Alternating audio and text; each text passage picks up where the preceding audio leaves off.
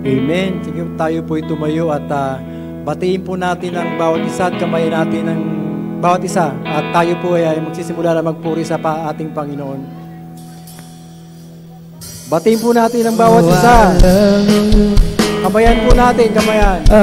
Pakita po natin ang pagmamahal natin sa kapwa natin. Yes, I love you with the love of the Lord. I can see in you the glory of our King. Oh, I love you with the love of the Lord. Oh, I love you with the love of the Lord. Yes, I love you with the love of the Lord. I can see in you the glory of our King. Oh, I love you with the love. Oh, I love you with the love. Yes, I love you with the love of the Lord. Amen. Patuloy lang po tayong magpuri sa ating Panginoon. Bigay po natin yung the best natin para sa Kanya po. Ito po ang bahay at tahanan ng ating Panginoon. Dapat po tanggapin natin ang ating Panginoon sa puso natin. Bigay po natin yung the best para po sa Kanya.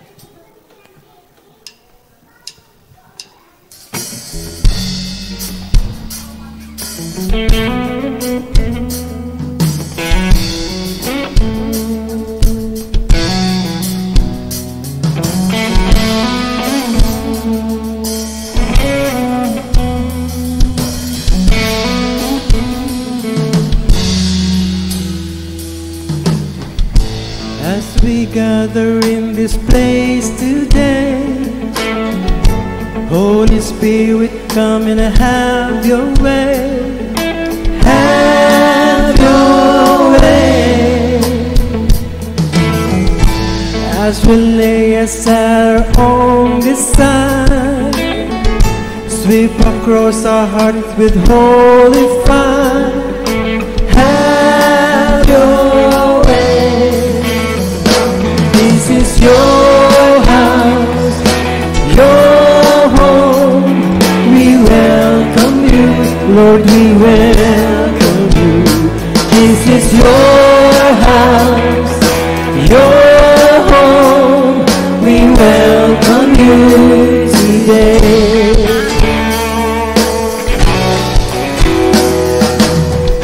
As we offer up our heart and life, let them be a living sacrifice. Have your way. Be glorified in everything we do. Be glorified in everything we say. Have your way. This is your house, your home. We welcome you, Lord, we welcome you. This is your house, your home. We welcome you today.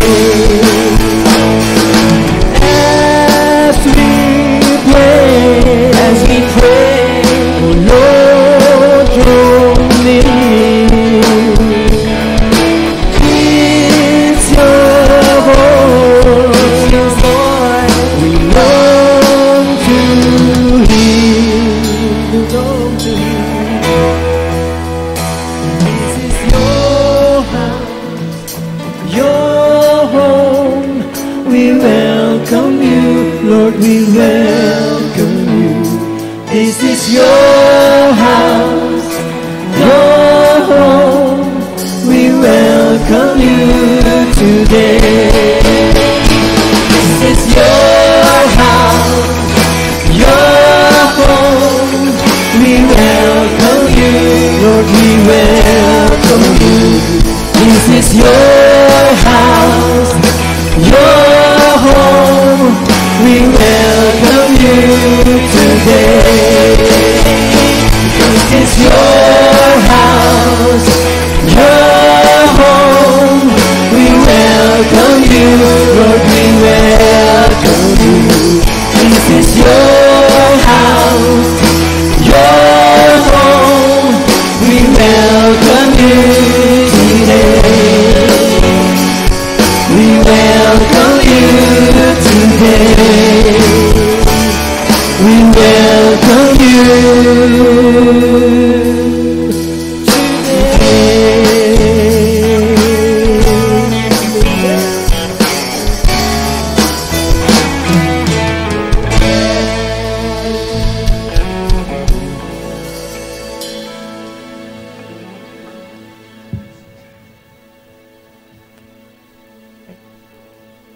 Praise. Yes, let us pray. Hallelujah, O God. Hallelujah, Lord Jesus. Oh, hallelujah, O God. Lord, good morning, O Father God. Marami pong salamat, O God, sa umagang ito, O God. Lord, we welcome your presence in this place, O Father God. I pray, O Father God, that you can freely move, O God, in this place, O Father God. Lord, sa aming pag-worship ngayong umaga, Panginoon, I pray, O God, that your people, O God, na buksan ng kanilang mga puso't isipan, Panginoon, sa pagpupuri sa iyo, O God, ngayong umaga, O Father God. And maging, O Father God, ang aming puso, O God, ay maging magtabang lupa, Panginoon, to receive your word, O God, to receive our portion, O God, ngayong umaga, Panginoon. Lord, I pray, O Father God, that your people, Panginoon, dalhin mo rito, Lord God, ng may excitement sa kanilang mga puso, Panginoon, kagalakan sa kanilang mga puso, Panginoon. Dala-dala, Lord God, lahat, O God, ng mga pagpapalang binigay mo sa kanila sa nagdaang linggo, O Father God. Lord, buksan mo po ang aming puso, Panginoon, as we worship this morning, O Father God. We worship you, O God. In Jesus' name we pray. Amen.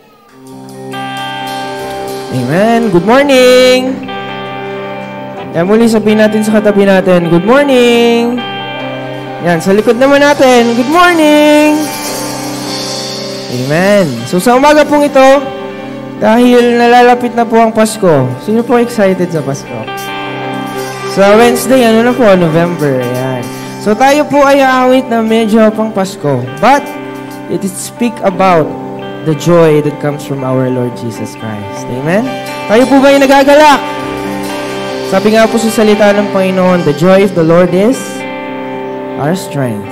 Kaya po sa umaga pong ito, tayo po ay aawit muli, and we will declare, we will claim the joy that comes from our Lord. Amen.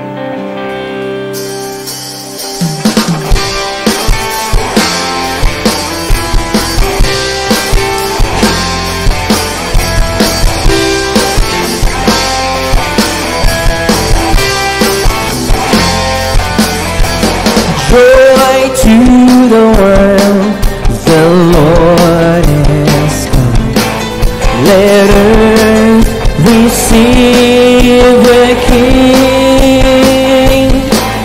Let every heart prepare Him room, and heaven and nature sing, and heaven and nature sing, and heaven and nature sing.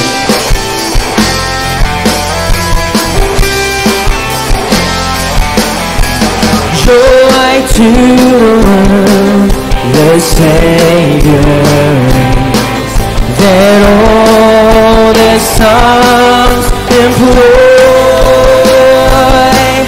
by fields and floods, rocks, hills and plains, repeat the sounding joy, repeat the sounding joy, repeat the sounding joy.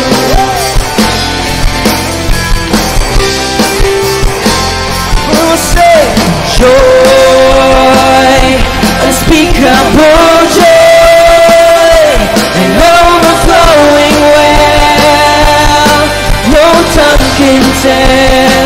Sing joy, joy, unspeakable joy, rises in my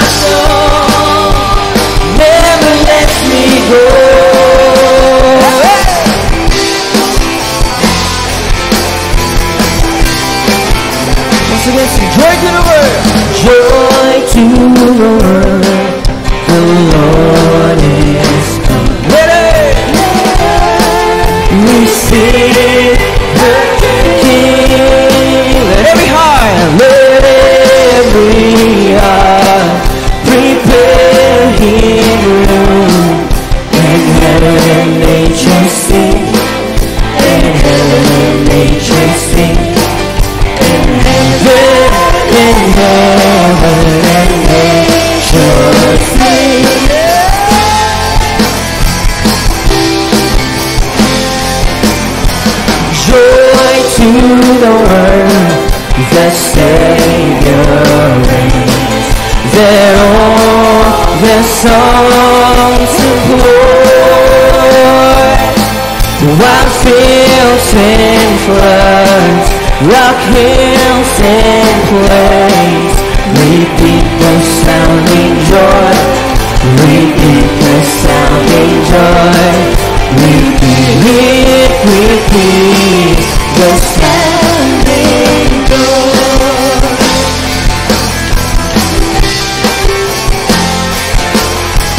Joy,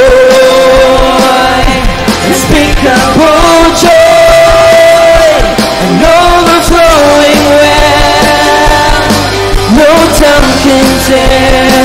Sing joy, joy, unspeakable joy, rises in my soul, never let me go.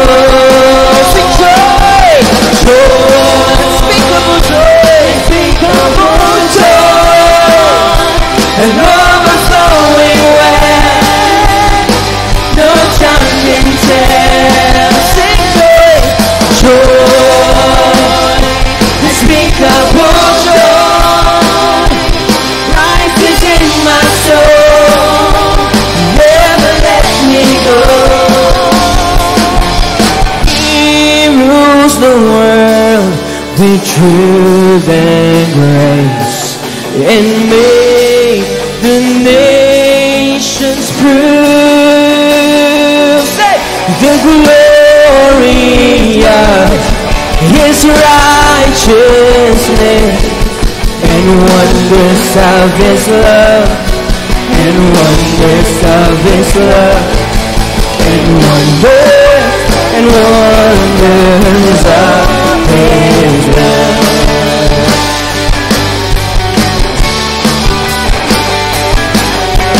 Joy, unspeakable joy, an overflowing well, no tongue can tell. Sing joy, joy, unspeakable joy, rises in my soul, never lets me go.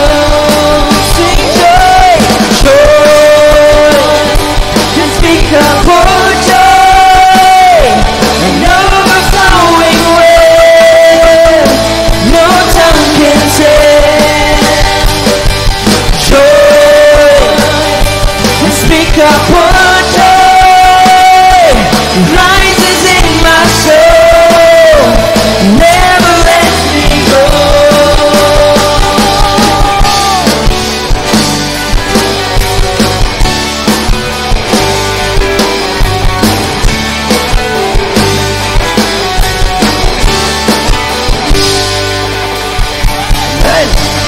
Tuloy nating awitan ng ating Diyos.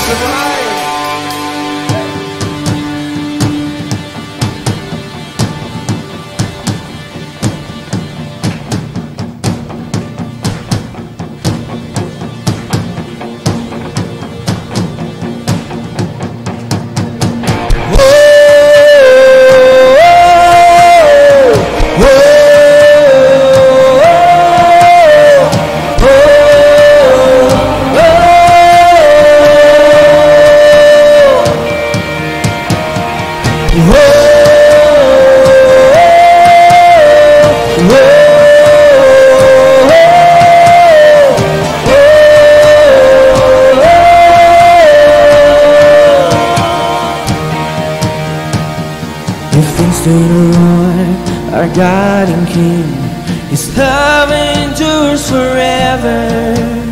For He is good, He is above all things. His love endures forever. Sing praise, sing praise, sing praise. His mighty hand and outstretched arms, His love endures forever. For the life that's been reborn, His love endures forever. Sing praise, praise the name, sing praise.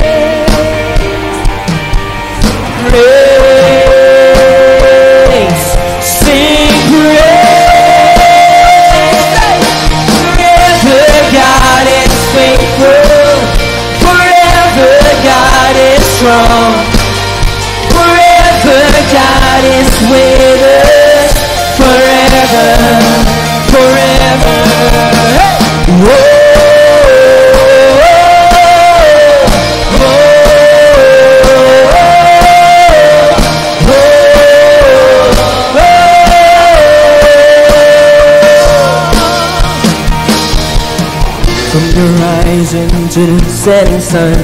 His love endures forever, and by the grace of God we will carry on. His love endures forever. Sing praise. Oh, we will sing praise. Sing praise. Come on, praise the name.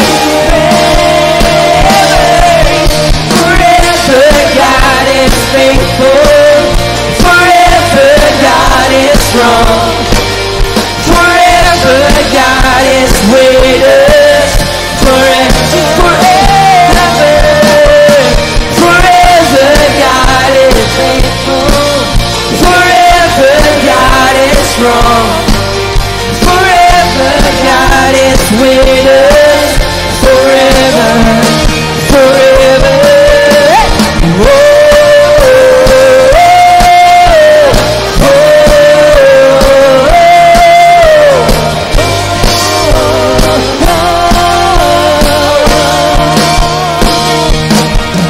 Sing praise, sing praise, sing praise, sing praise, sing praise, sing praise,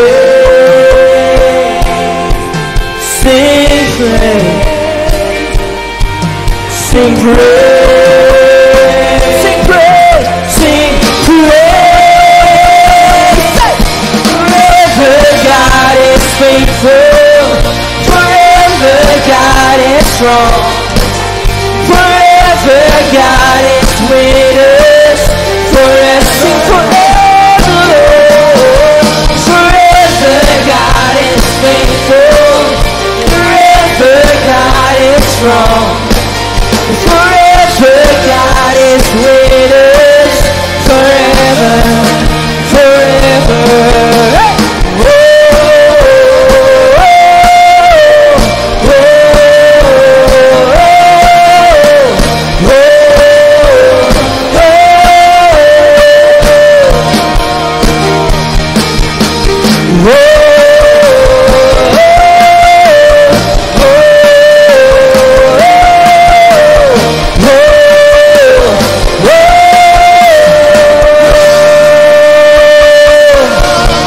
Praise the Lord.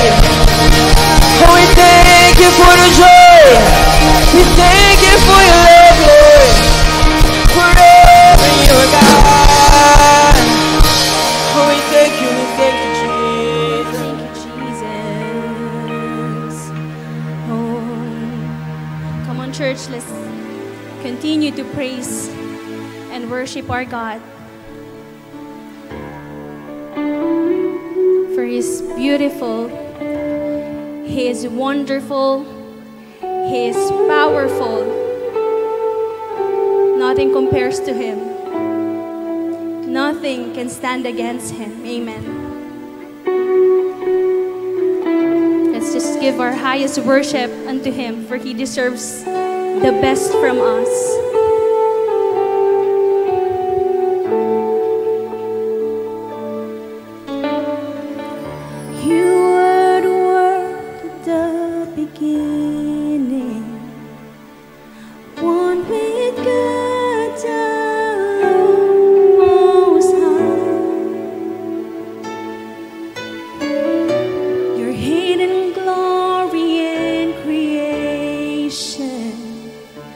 Now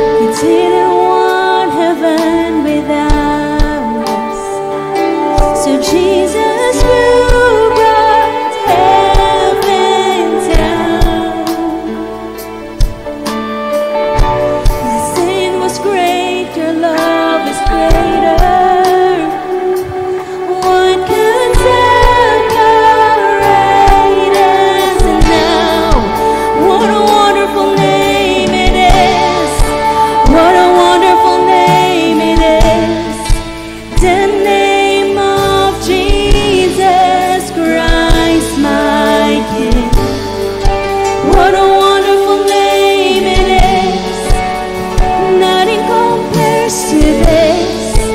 What a wonderful name it is. The name of Jesus.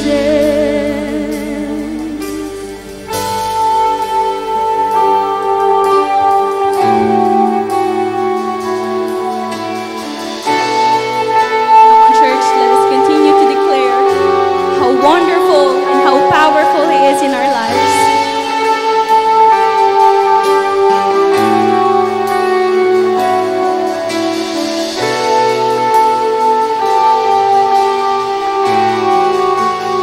Death could not hold you, the veil tore before you.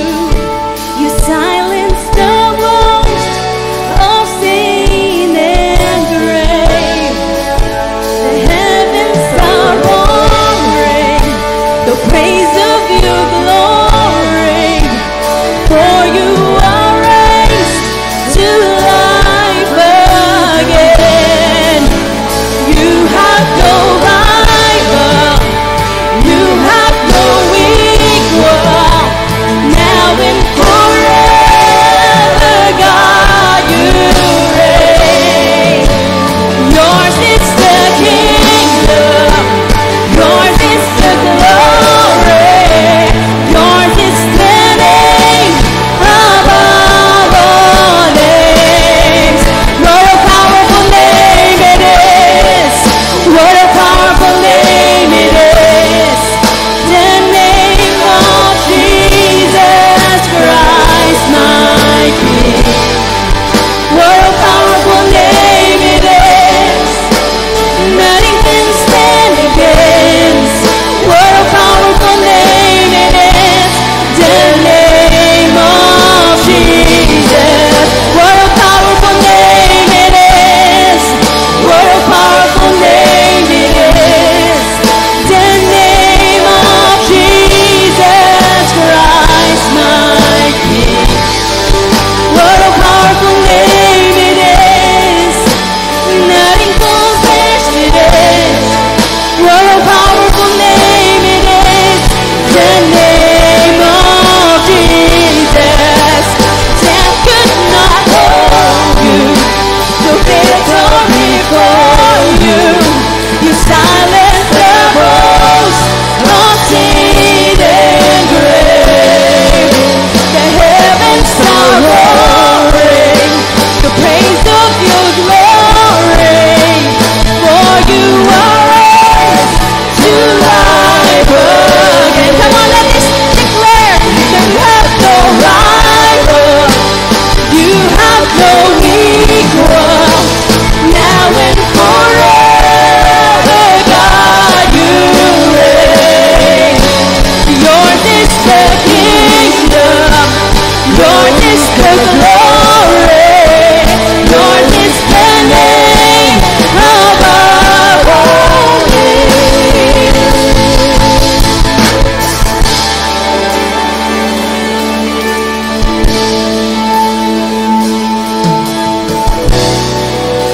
Come on, let us declare death cannot hold you, O God.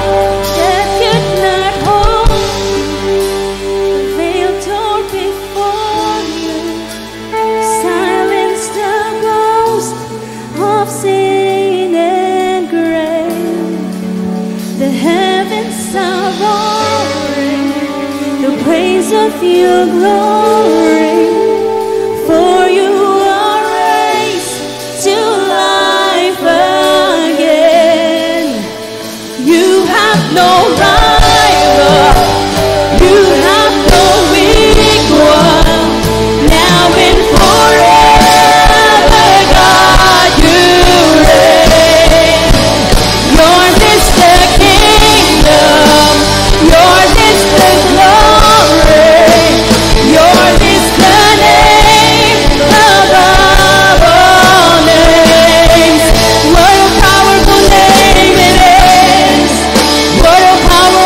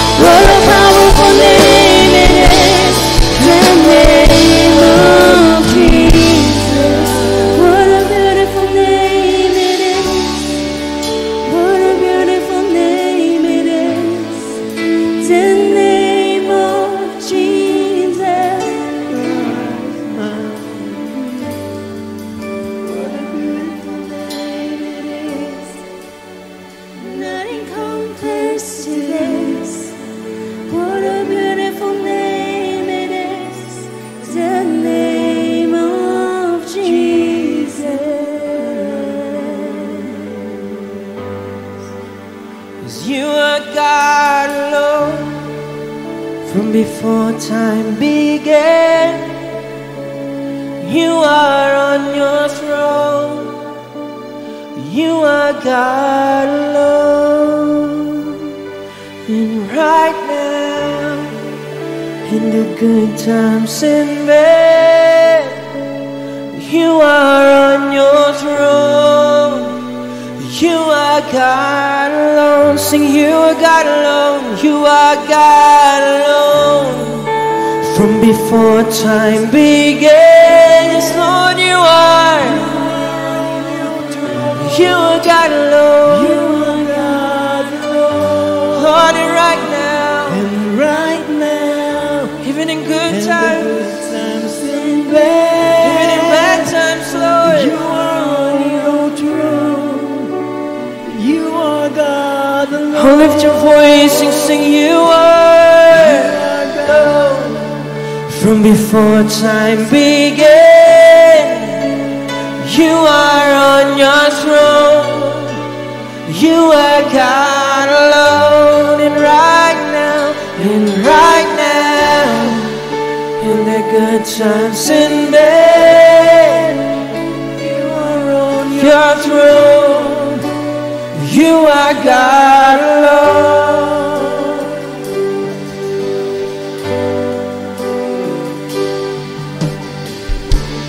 You are not a God created by human hand. You are not a God dependent on any mortal man. You are not a God in need of anything we can give by your plan. That's just the way it is.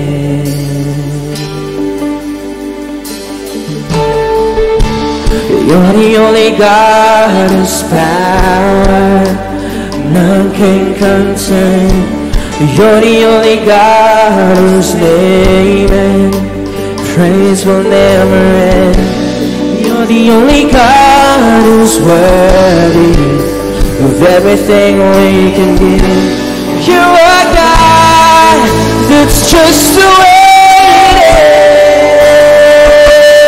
is. You are God alone, from before time began. You are on. Come on, church, let's praise the name of Jesus. Let's declare right now, the good times and bad, you are on your throne. You are God alone. You're the only God whose power none can contain. You're the only God whose name and praise will never end. You're the only God who's worthy of everything we can give. You are God, that's just the way it is. You are God, oh, from before time began. You are on your throne. You are God, oh, sing it right now. Good times, oh, even in bad times, still on your throne. You are God alone. You are God. You are God alone. Come on, lift up your voice. Lift up your worship. Let's declare that He is God. He is the only God right now. And right now, oh yes, you are on your throne. You are God alone. You're unchangeable, unshakable, unstoppable.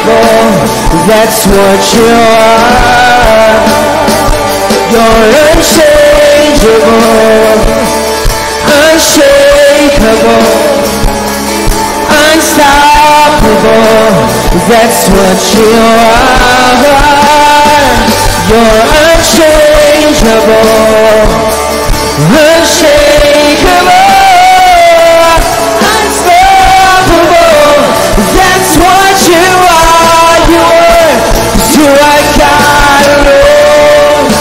Before time begins, Lord, you are on your throne. You are God. Lord, we worship you. And right now, and every time's in there, you are on your throne. You are God alone. Come on, praise your name. Sing a new song. It comes from your heart. Lift up your voice. Oh, we worship you. We worship you, God.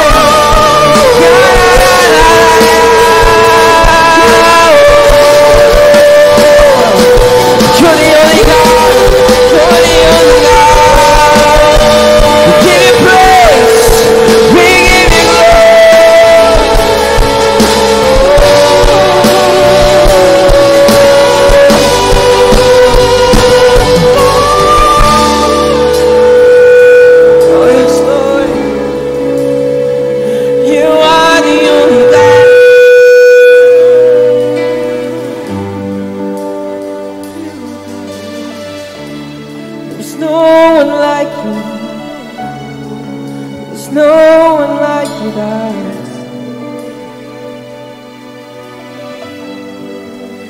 You are unchangeable, God. You're unstoppable, God. You are powerful, God. You're unchangeable, unshakable, unstoppable. That's what you are. Come on, let's declare. You're unchangeable, unshakable, unstoppable. That's what you are. You're unchangeable, unchangeable, unshakable, unstoppable. That's what you are. 'Cause you are God alone. Before times began, you are on your throne. Come on, sing with all of our hearts. You are God alone. Lord, and right now, and the good times in bed, you're still on your throne.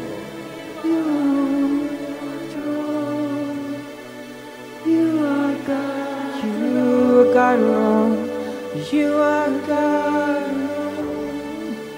From before time began, you are on your throne.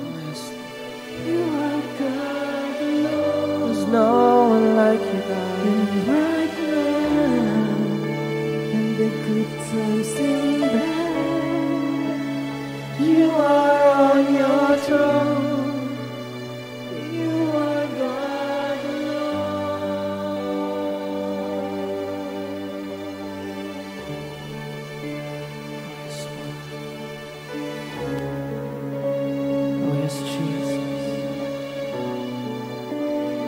Lord, tunay nga, Panginoon, na wala kang katulad, O Diyos. Lord, in good times and in bad times, Panginoon, you're still on your throne. Lord, hindi ka nagbabago noon, ngayon at kailanman, Panginoon. Lord, sa umaga pong ito, muli kami narito to give you the highest praise, to give you thanks, Panginoon, for your love, for your goodness, for the joy, Panginoon.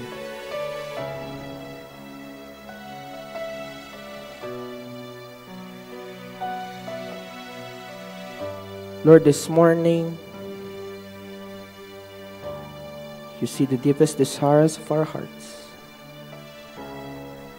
Lord, we want to glorify you. We want to honor you in this place, Lord. And Lord, as we listen to your voice, to your word, Panginoon, muli, hinahanda namin aming mga puso, ang aming mga isipan, Panginoon. Muli mo kaming kausapin sa umaga pong ito. We want to know more about you.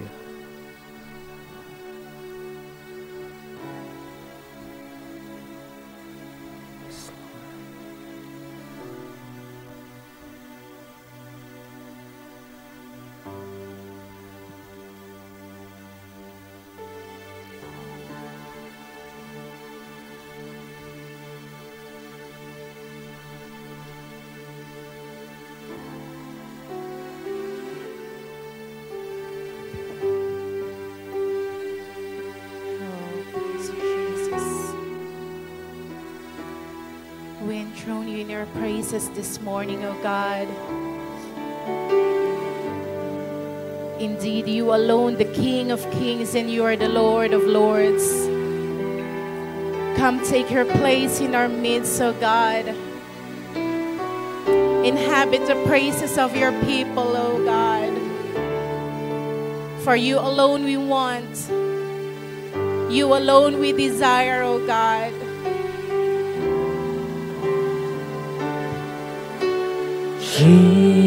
Jesus, we enthrone you.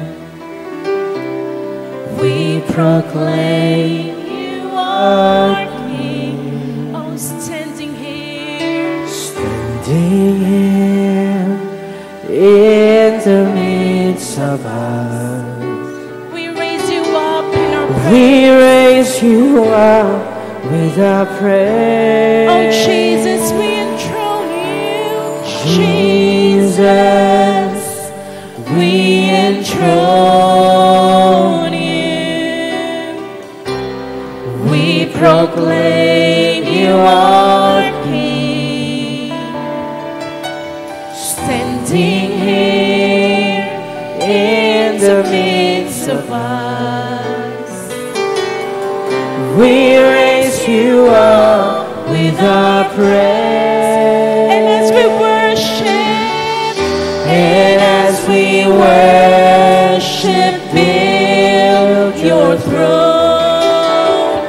And as we worship, build your throne. And as we worship, build your throne. Come, Lord Jesus, and take your place. let's sing it again with all our hearts. Say, Jesus, we enthrone you. Jesus, we enthrone you. We proclaim you are King. You alone are King. Standing here in the midst of us, we raise you up with our praise. And as we worship, And as we worship, build your throne. come on, let's worship the King of As we Kings. worship, Oh, we worship you, Almighty God. and as we worship, build your throne. Come, Lord Jesus, and take your. And as we worship, and as we worship, build your throne. And as we worship, build your throne. And as we worship, build your throne. Come, Lord Jesus, and take your place. For the last time, all the people of God, let's sing. As we worship you, God, we build your throne in our midst. Come on, lift your voice. worship build your throne. And as we worship, As we worship build your throne. And as we worship build your throne. Come, Lord Jesus, and take your oh come Lord Jesus, Jesus, and take, come Lord Jesus, come Lord Jesus, and take your place.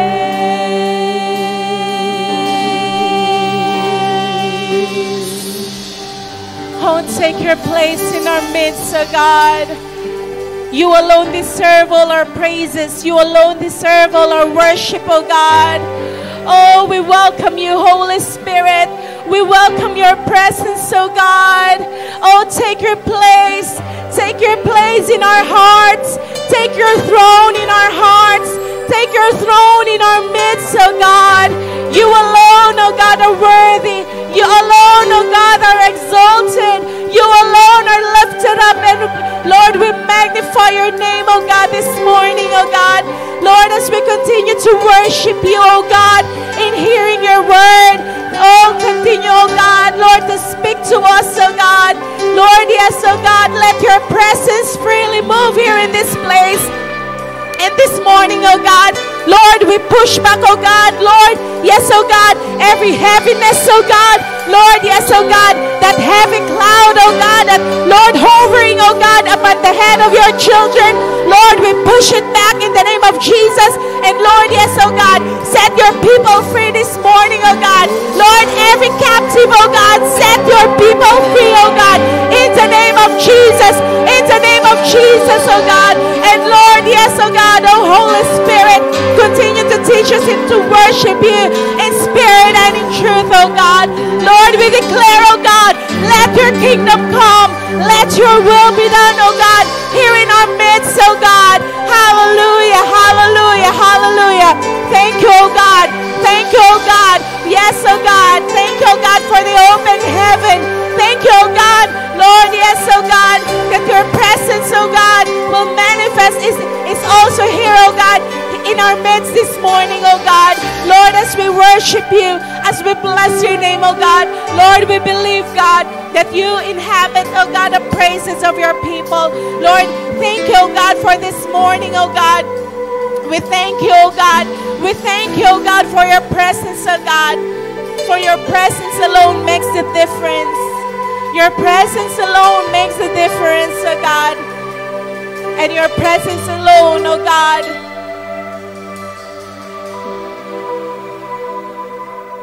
is what we need, is what we want. You alone, God, you alone. Nothing else. No one else, God, but you alone.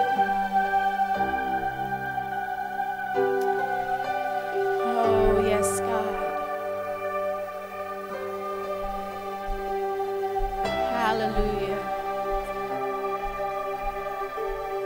Oh, thank you, Jesus.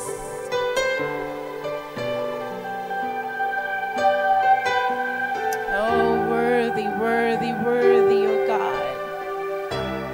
Worthy is your holy name, Jesus. That the elders bow down before your throne.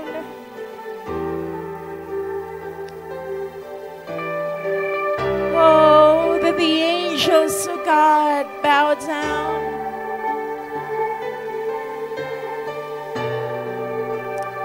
And we, your redeemed, we, your children, oh God, sing, worthy is the name that is above every name. Worthy, oh you, Jesus, the name above all names, that every knee will bow, every tongue will confess that you alone, the Lord of all, you alone, the God of all the earth.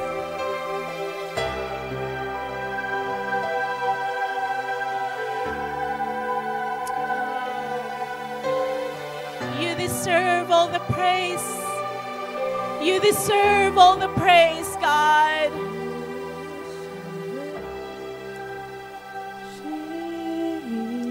How worthy. You deserve the praise.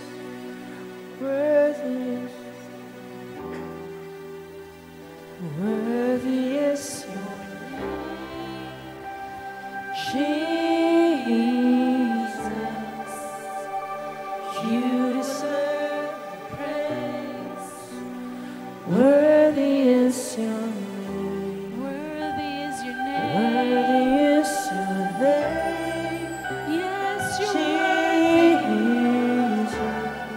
You are holy, You God. deserve the praise. Worthy is your name. Worthy is your name, Jesus. You deserve the praise. Worthy is your name. For the very last time, Worthy is your name, Jesus. You deserve the praise. Worthy is your name. yes, oh God, your holy name, oh God, is worthy to receive all the highest praise and worship.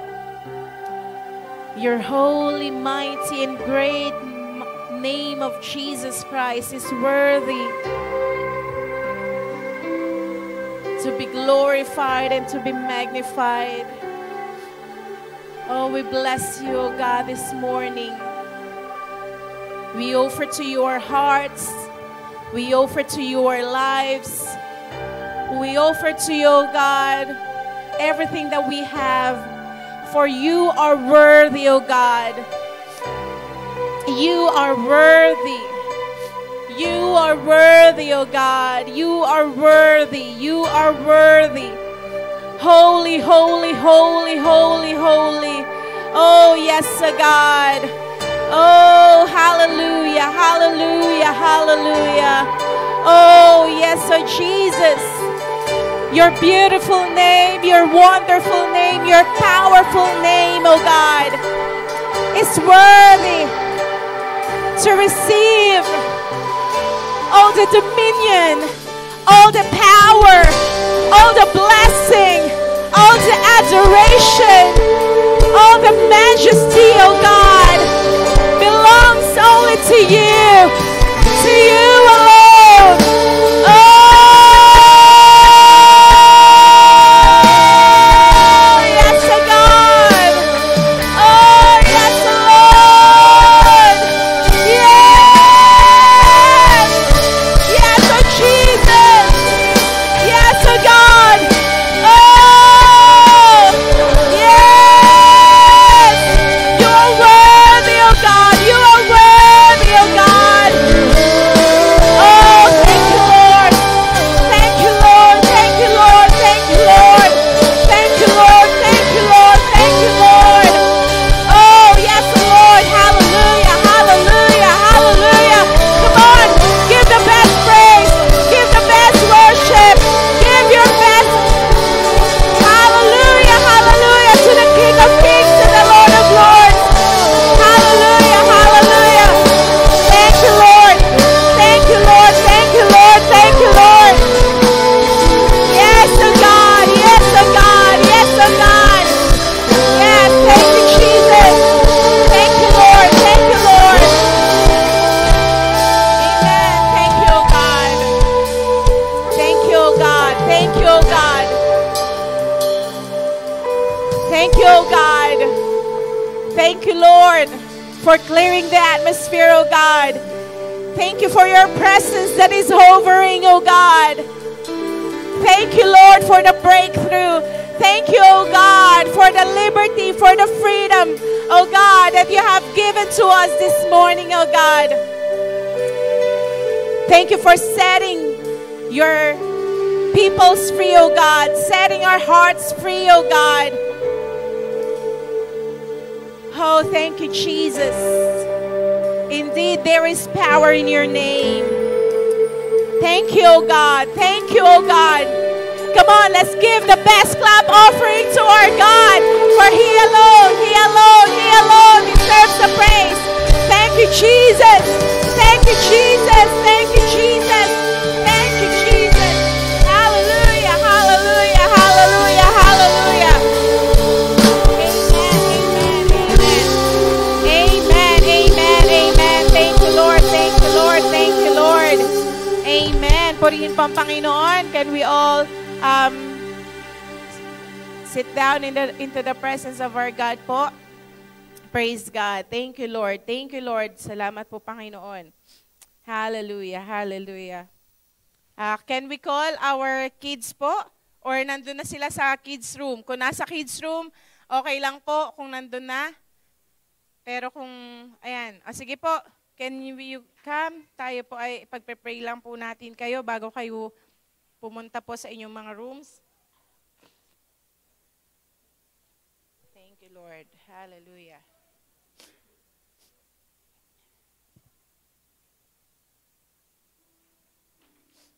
Thank you, Lord.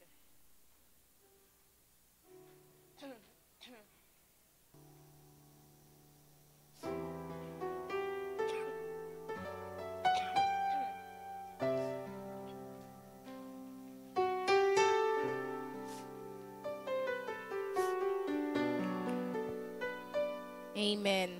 Napakahalaga po ng mga bata. Hindi lamang po sila inheritance natin from the Lord, as the Bible says, but they are also the next generation. Amen? Sila po ang mga susunod na henerasyon na mga leaders, na mga manggagawa po ng Panginoon. Kaya po this morning, sama-sama po nating stretch ang ating mga kamay sa mga batang ito. And declare what God is placing sa inyong pong puso to declare over these children. They are blessed. They will going to walk sa kalooban po ng Panginoon sa kanilang mga buhay. They will fulfill God's purpose and plan. That the world will not get them. Amen? Hindi sila makukuha ng mundo, kundi sila ang magiging liwanag sa mundong ito. Amen? So come on, church, help me to declare. Declare what the Lord is putting into your hearts. Sige po, use the power of the mouth. Use the power of declaration. Declare that they are blessed. Declare that the Lord will prosper them.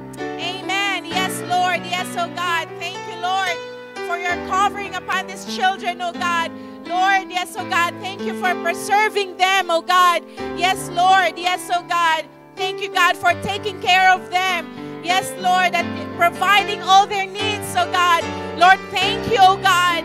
Thank you, oh God. Yes, Lord, sa mura nilang kaisipan, Panginoon, gamitin mo po sila for your glory, oh God. No weapon formed against them by the enemy will prosper.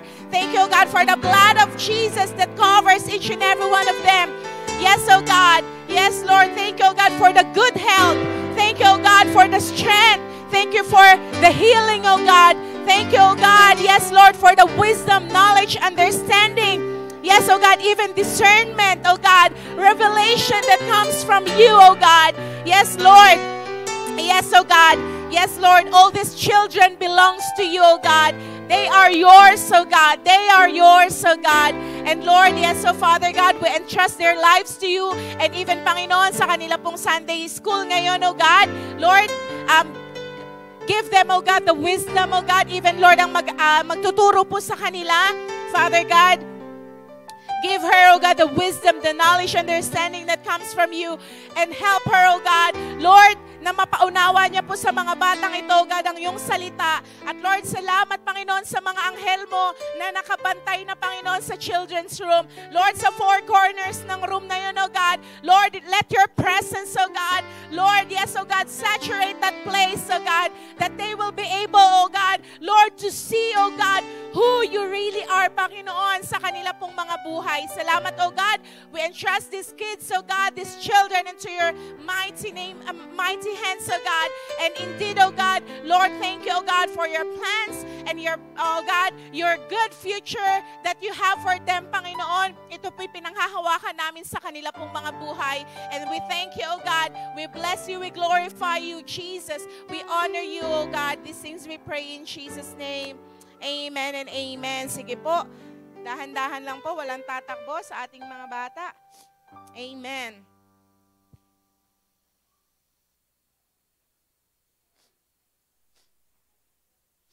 Amen. So, bago po tayo magsimula, kanina po, sino ang nakaramdam na may ginawa na po si Lord sa buhay niya? Amen. Sa atin pong pagpupuri at pagsamba pa lang sa Kanya, meron na po tayong natanggap sa Panginoon. Amen. At ngayon po is 29, di ba po? Birthday po ni Tito Dudes. Ayan. So, happy birthday, Tito Dudes. Nasa na po si Tito Dudes? Ayan, nagtago na.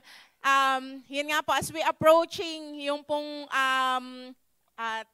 31, tapos November 1, di ba? The world is celebrating Halloween. Pero sabi nga po, as a church, we don't celebrate that. Bakit po? Kasi ang prino-promote po nito is darkness, evil, and fear. Kaya po, lalo na po sa mga may anak, huwag nyo pong hayaan na mag-engage yung anak nyo kahit sabihin nyo pong hihingi lang ng candy. Bigyan nyo na lang po ng piso pambili ng candy sa tindahan. Kasi po, sabi nga, may isa pong, parang may isa pong, kumbaga, ano po tawag dito?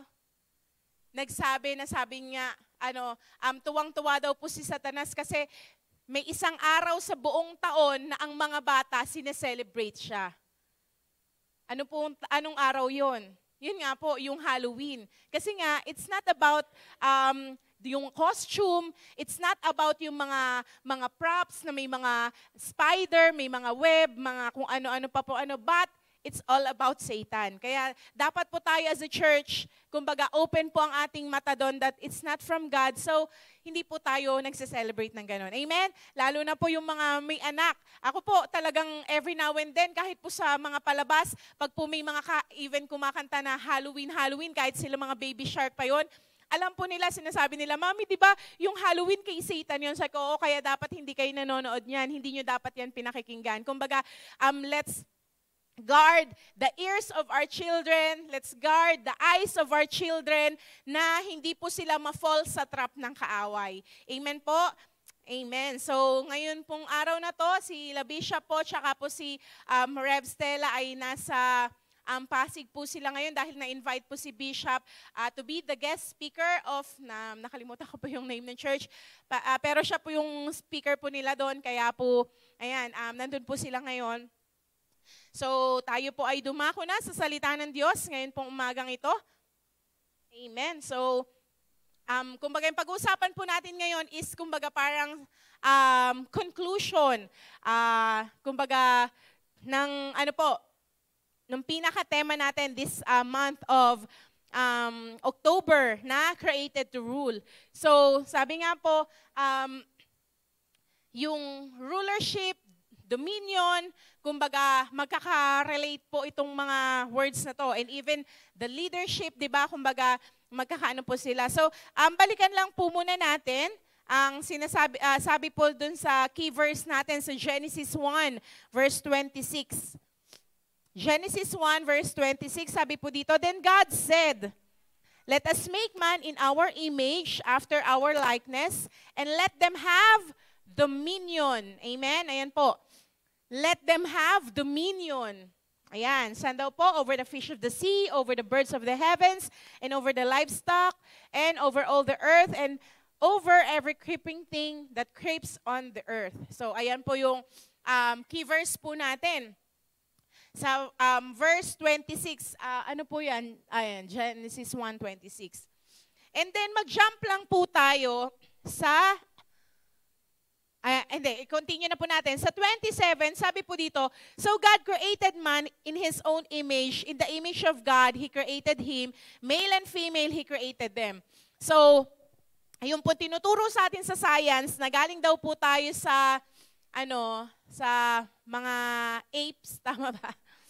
Ano po ba yun? Yung evolution, di ba? So, kumbaga, hindi natin po ina-accept yun. Kasi sabi sa Bible, which is the sure word of God, na create po tayo ni God. Amen? Si God po ang nag-create sa tao. At sabi nga po, in His own image and likeness. So, dapat po, pag nakikita mo yung katabi mo, ang nakikita mo dyan ay yung image and likeness ng Panginoon. Tingnan nyo nga po yung katabi nyo. Image and likeness po ba ni God yung nakikita natin?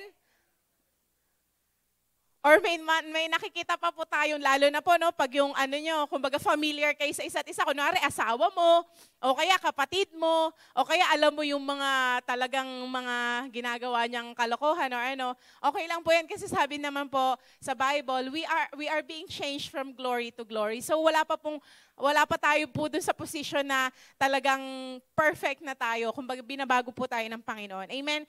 And sabi nga po, ano daw po ang create ni God? Male and female. So, dapat po, establish tayo doon. Amen po ba? Wala nasa gitna, walang kalahati, walang half-half. Ang create po ni God ay male and female, babae at lalaki. And sabi po dito sa verse 28, then God blessed them, and God said to them, be fruitful and multiply, fill the earth and subdue it, have dominion, inulit po, no? Yung dominion, have dominion over the fish of the sea, over the birds of the air, over every living thing that moves on the earth. So, dito po sa verse 28, ayan, meron pong command na binigay ang Panginoon, si God. Yun nga po, na kumbaga, binili niya po kay sa kanyang create na human being. Sabi nga po, God bless them. Una po, pinagpala ng Diyos ang kanyang ginawa. At sinabi po ng Diyos na, una daw po, be fruitful and multiply. Pangalawa po, fill the earth and subdue it. And yung pangatlo po, have dominion. Nag-jump na po tayo dito sa verse 28. Kung makikita po natin, ang gusto po ng Diyos ay maging fruitful at mag-multiply tayo. Katulad po nung team natin last month, di ba po, na maging fruitful tayo at mag-multiply tayo, hindi tayo manatili na mag-isa. Di ba po? Kaya nga nag-aasawa di ba? Kaya po ang tao gusto niyang mag-asawa kasi gusto niya magkaanak. Tama po ba? Meron po ba ditong nag-asawa na ang pangarap niya lang sila lang dalawang mag-asawa hanggang tumanda na? Usually po, wala, di ba? Nagkakaroon lang po ng instances na ganon pag, kunwari po, kumbaga, barren yung babae o kaya yung lalaki naman, kumbaga, kulang yung na-produce niya na egg cell, na sperm cell. Kaya yung egg cell tsaka sperm cell hindi nagmamatch. Pero po, ang disenyo talaga ng Diyos ay ang gusto po ni Lord ay maging fruitful tayo at mag-multiply, dumami ang mankind. Amen? Dito po sa create niyang mundo. At pangalawa po sabi doon, fill the earth and subdue it. Yung sabi po, yung fill the earth and subdue it, kumbaga yung mensahe po ng Diyos dito ay to take care, alagaan, ay kumbaga mas pagandahin. Kumbaga hindi lang po basta kumbaga magpakarami sa earth, kumbaga i-subdue, pero sabi nga po to take care of what God had created. 'Di ba po? Yung mga halaman, yung mga animals, kumbaga 'di ba nga po kaya ang nagpangalan sa lahat ng animals ay sino po ba? Si Adan, di ba?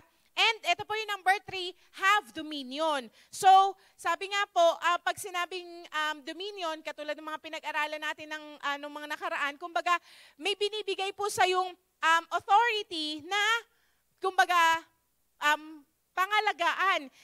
Sabi nga po, dominion is the right to dominate and to possess absolute control over. So, ikaw yung may control na binigyan ni Lord dun sa, let's say, area ng responsibility mo. And then, yun nga po, sa tao, sa mundo na kanyang create. Hindi po ninais ng Diyos or hindi po binigyan ni God ng authority ang tao na sirain ang mundo. Hindi po binigyan ni God ng authority ang tao para, kumbaga, i-distort or, kumbaga, i-destroy yung kanyang nilikha. Kasi di ba po, kung mababasa natin sa Genesis, yung pong creation ni God, yung lahat po, di ba, hanggang day 5, lagi po sinasabi ni God, kumbaga paulit-ulit na sinasabi ni Lord, ni God after niya i-create yung firmaments, yung mga yung stars, yung moon, yung mga trees, mga animals, ano po sinasabi niya? It was good. Meron po bang mag-create na ang ganda ng pagkakalikha niya tapos ibibigay niya, kunwari po, ibibigay niya sa isang tao, sige sirain mo nga, wasakin mo. Meron po bang ganon? Di ba? Hindi. Usually, pag may lalo na po si God, kaya niya ibinigay ang dominionship, ang rulership sa tao, hindi para sirain, kundi para alagaan. Amen? Kaya lang po, if we will continue to read the Bible, di ba, makikita po natin, bakit dumating sa point na ginunaw ni Lord, ni God, ang mundo. The story of Noah. Punta po tayo sa Genesis 6 verse 5 to 8 and then magja-jump po tayo sa 11 to 12 para makita po natin. Kumbaga, in-establish ko lang po sa inyo na, yun nga po, create ni God ang mundo na sabi nga po niya, it was good. At binigyan niya ng dominion ng tao to take care of it. Pero tignan niyo po, sabi sa Genesis 6 verse 5 to 8, then the Lord saw that the wickedness of man was great in the earth. Kumbaga, grabe po yung kasamaan ng tao sa mundo. And that every intent of the thoughts of his heart was only evil continually. So, kung makita po natin, si God po, katulad na sinabi niya sa salita niya, his eyes is, kumbaga, umiikot po sa buong mundo. Amen? Kumbaga, nakikita po ni God ang puso ng tao. At ang nakita po ng Diyos, sabi nga, that every intent of the thoughts of His heart was only evil continually. Pag kumbaga, ang kaisipan po ng tao, ang puso ng tao ay evil, ano po ang magagawa niya? Evil din, di ba? Masama din. Kasi masama po yung puso. Kaya nga po, di ba, sabi sa Matthew, you will know the tree and you will know the fruit. You will know the tree according to its fruit. Malalaman ang puno sa kanyang bunga. So, yun nga po, dahil nga ang thoughts ng tao, ang puso ng tao ay evil na, so masama na rin ang ginagawa ng tao. Sabi po dito sa verse 6, and the Lord was sorry. Tingnan niyo po. Alam niyo po nung binasa ko to noon, mangiyak-iyak po ako nung habang sabi ko, Lord, parang kumbaga yung, di ba parang after all na ginawa ni God na everything was good. Kumbaga siya mismo, as God, natuwa siya sa mga ginawa niya. Everything was good. And then, here it comes, create niyang man. Na yun nga po, to domain, to rule sa kanyang mga ginawa. But in this verse, sabi po dito, and the Lord was sorry that He made man on earth. Kumbaga, siya po mismo parang naano siya na, bakit ko pa kaya ginawa ang tao? Na sinira lang din ang ginawa. Yung mga magaganda pong ginawa niya. Di ba parang ikaw, for example, may project ka. Kumbaga lahat ng efforts mo, lahat ng isip mo, lahat ng strength mo, binigay mo dun sa project na yon. And then ito, biglang isa dumating yung kapatid mong maliit, tuwang-tuwa sa project mo, biglang sinira-sira. Ano mararamdaman mo? Di ba po? Maring magalit ka, mainis ka, sumigaw ka. Kasi you gave everything, kumbaga you gave your best to that project. Di ba po? Kumbaga that time po, habang binabasa ko to, alam niyo po yung naramdaman ko po yung puso ni Lord na yung sinabi niya dito na He was sorry that He made man. Na parang, sabi ko, Lord, sorry na ganito kaming tao. Na parang, ang tigas ng ulo na kumbaga parang, di ba, parang, kung pwede na lang na lahat ng tao is hindi evil. Kaya lang po, yun nga balik tayo. The free will was given to man. Never pong tinanggal ng Diyos ang free will sa atin. Kung gusto mong maging mabait, then maging mabait ka. Kung gusto mo maging masama, then maging masama ka. Kasi po, the free will is there. Hindi po inalis ng Diyos ang free will sa tao. Amen po? Kaya nga pero ang nakakalungkot po, yun nga, dahil nga may free will ang tao, ang pinili po ng tao ay kasamaan. Mamaya po, babalikan natin bakit kaya dumating sa point na ganun.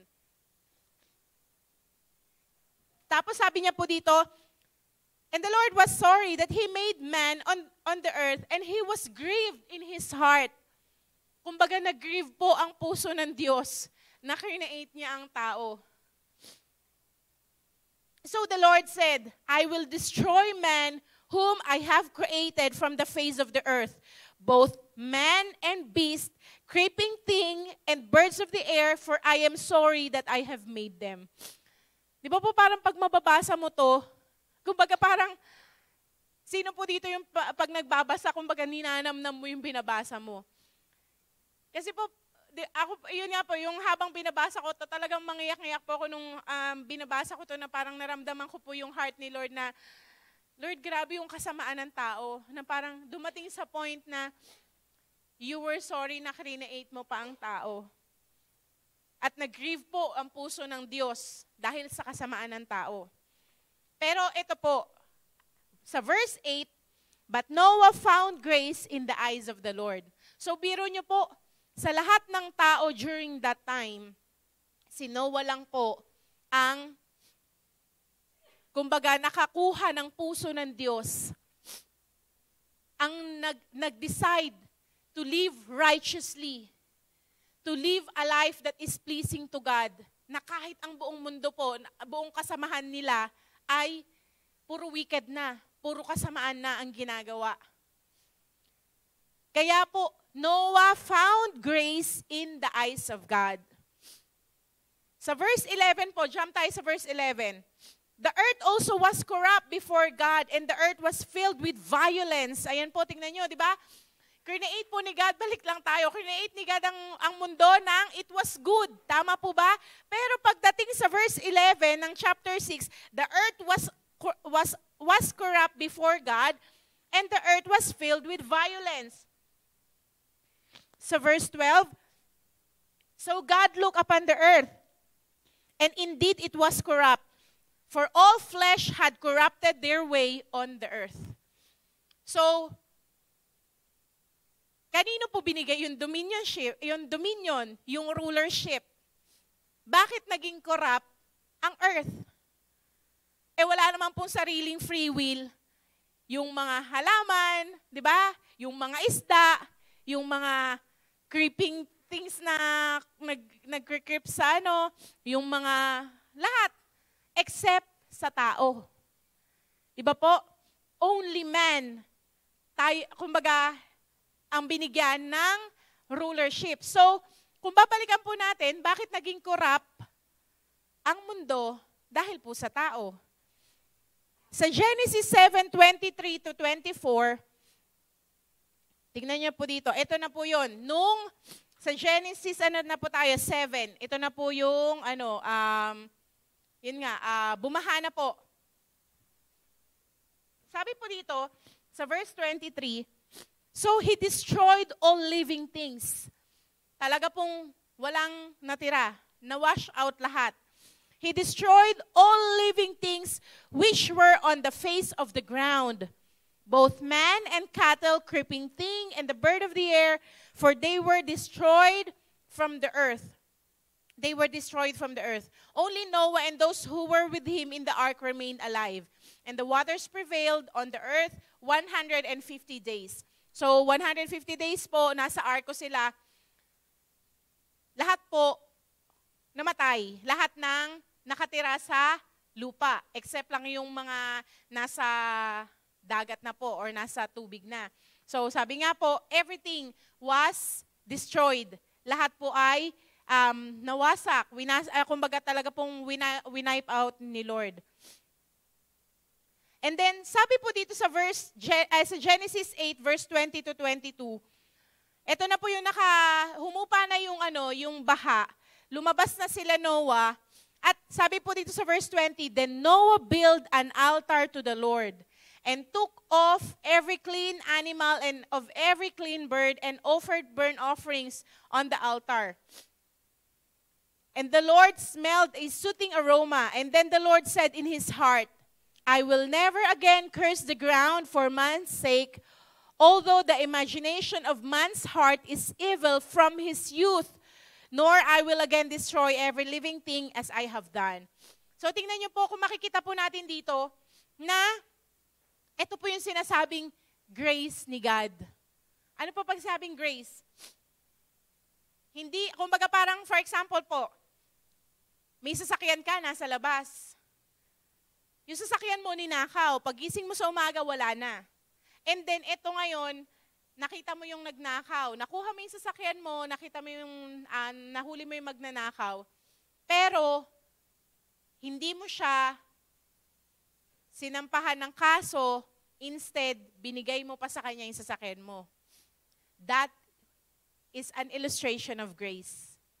Tayo po, di ba, kung makikita nyo dito, nag-grieve na yung puso ng Diyos, nag-create niya ang tao, dahil puro evil na po ang puso ng tao during that time. Pero, tingnan nyo po, because of the grace of God, sabi niya po dito, at dahil sa buhay ni Noah, na alam, kumbaga, nung nag-offer siya ng altar, ng burnt offerings po sa altar, sabi po dito, and the Lord smelled a soothing aroma.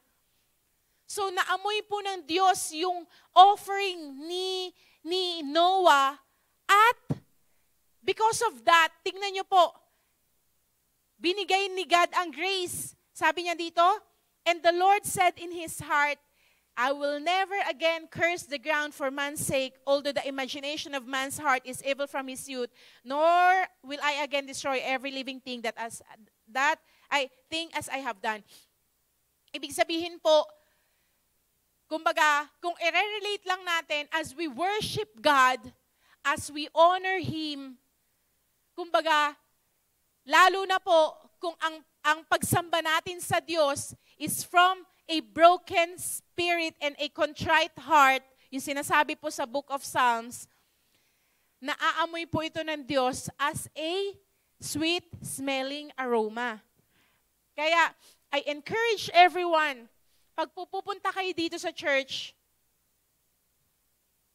not just for the sake na umattend po tayo, but bring an offering po sa inyong mga puso na every time we worship God, you are giving that offering po sa Diyos. Amen? We are giving that offering sa Diyos. Hindi lang po yung mga kanta. Kanta, yung pagkanta natin, pagtugtog natin, pagsayaw natin, kumbaga ano po yan, expression of our worship. Pero ano po yung totoong worship natin? It's our hearts. It's the status of our hearts, yung kalagayan po ng puso natin. Ano yung pwede mong isurrender sa Kanya? Kasi po, worship is also a surrender. Tama po ba? Ano yung mga, alam mong meron ka pa sa buhay mo na gusto mong isuko na sa Diyos. Gusto mong, kumbaga yung masasabi mo na, Lord, make me like you, at ito po yung mga sinusuko ko sa'yo. It's a worship to God. Amen po? Hindi lang yung ating pag-aawitan, hindi lamang yung ating pagsayaw. Yes, it's important, but the most important is what is in our hearts. Amen po. Ano yung mga nasa puso natin na ino-offer po natin sa Diyos? Amen? Balik po tayo dito. Ayan, sabi po sa verse 22, ayan nga po, dahil sinabi na ng Diyos sa puso niya na never again, hindi na po niya gugunawin ng mundo sa pamamagitan ng tubig. Hindi na niya ulit ika-curse ang ground. Biro niyo po, dahil dun sa amoy niya na sweet-smelling aroma na inoffer po ni Noah.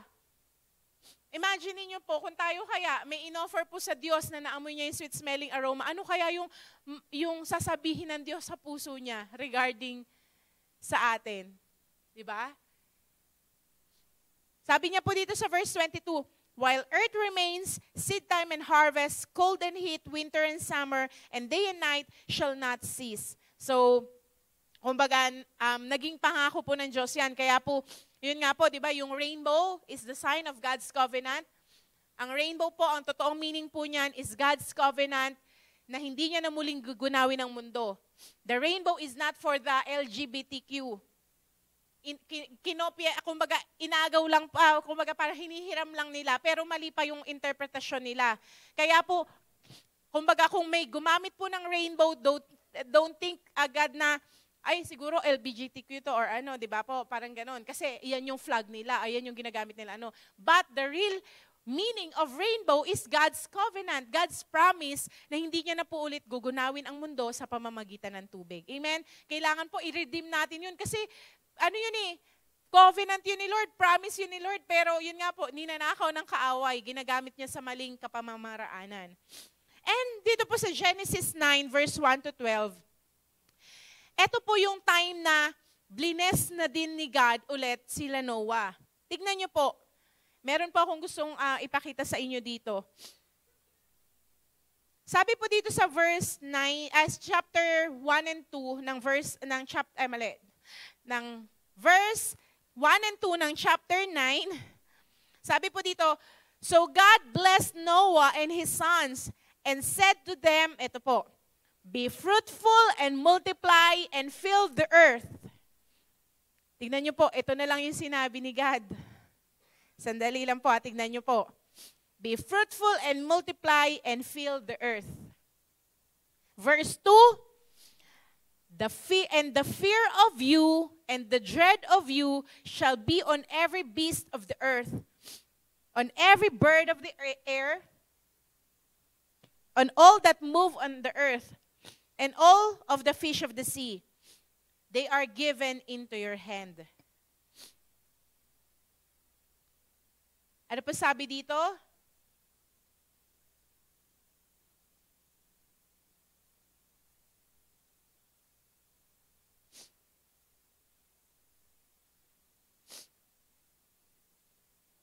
Sabi po sa Tagalog, kinuha ko po yung Tagalog sabi po dito sa verse 2, matatakot sa inyo ang lahat ng hayop, pati ang mga ibon, ang lahat ng gumagapang sa lupa at mga isda, at ang lahat ng ito ay inilalagay ko sa ilalim ng inyong kapangyarihan. Di pa po yung unang sinabi ng Diyos, ano po sabi niya kay, sa tao noon, di ba? Balik lang po tayo, ang una pong bigay na command ni God or yung sinabi niya, that, be fruitful and multiply, fill the earth and subdue it, and have dominion. Pagdating po kila Noah, dahil nga alam ni God na, kumbaga, ang puso ng tao ay, kumbaga, full of evil, ay, sabi niya po dito, be fruitful and multiply and fill the earth. Yung sunod po,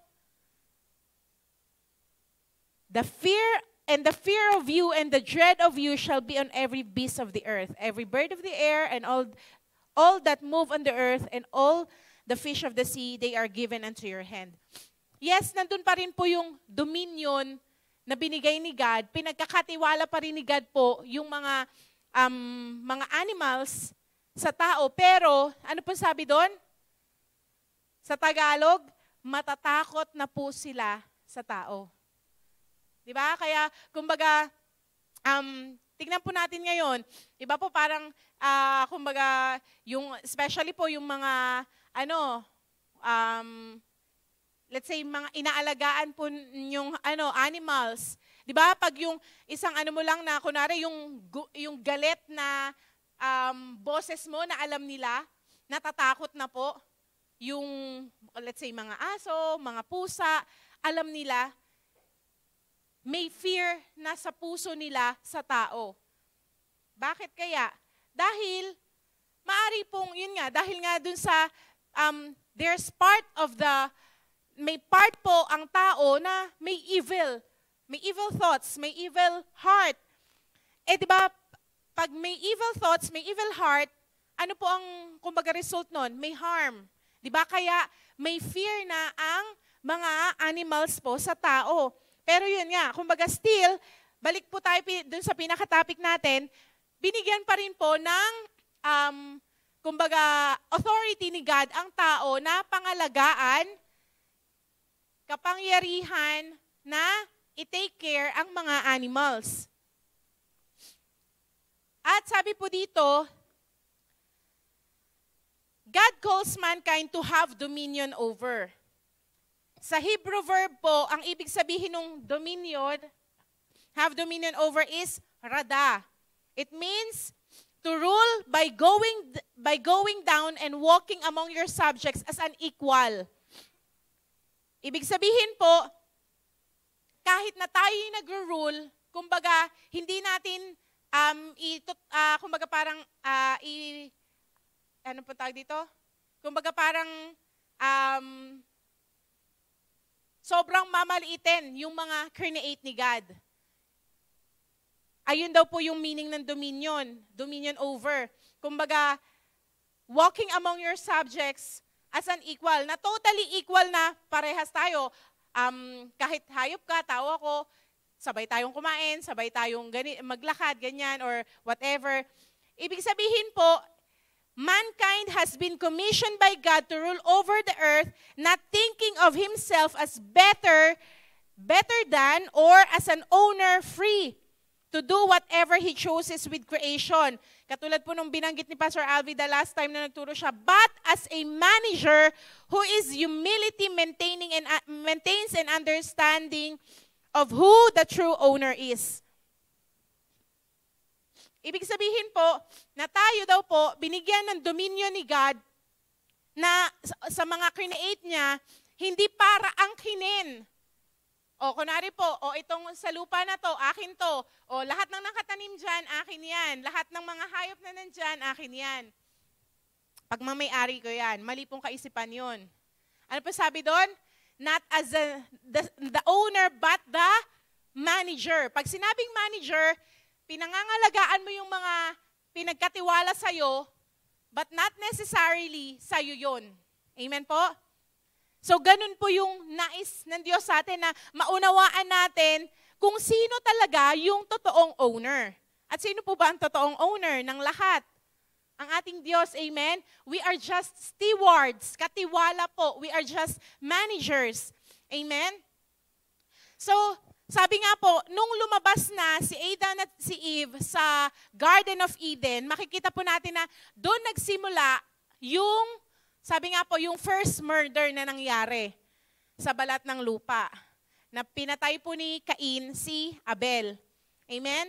Kung makikita po natin dito, sa Genesis 4 verse 16, then Cain went out from the presence of the Lord and dwelt in the land of Nod on the east of Eden.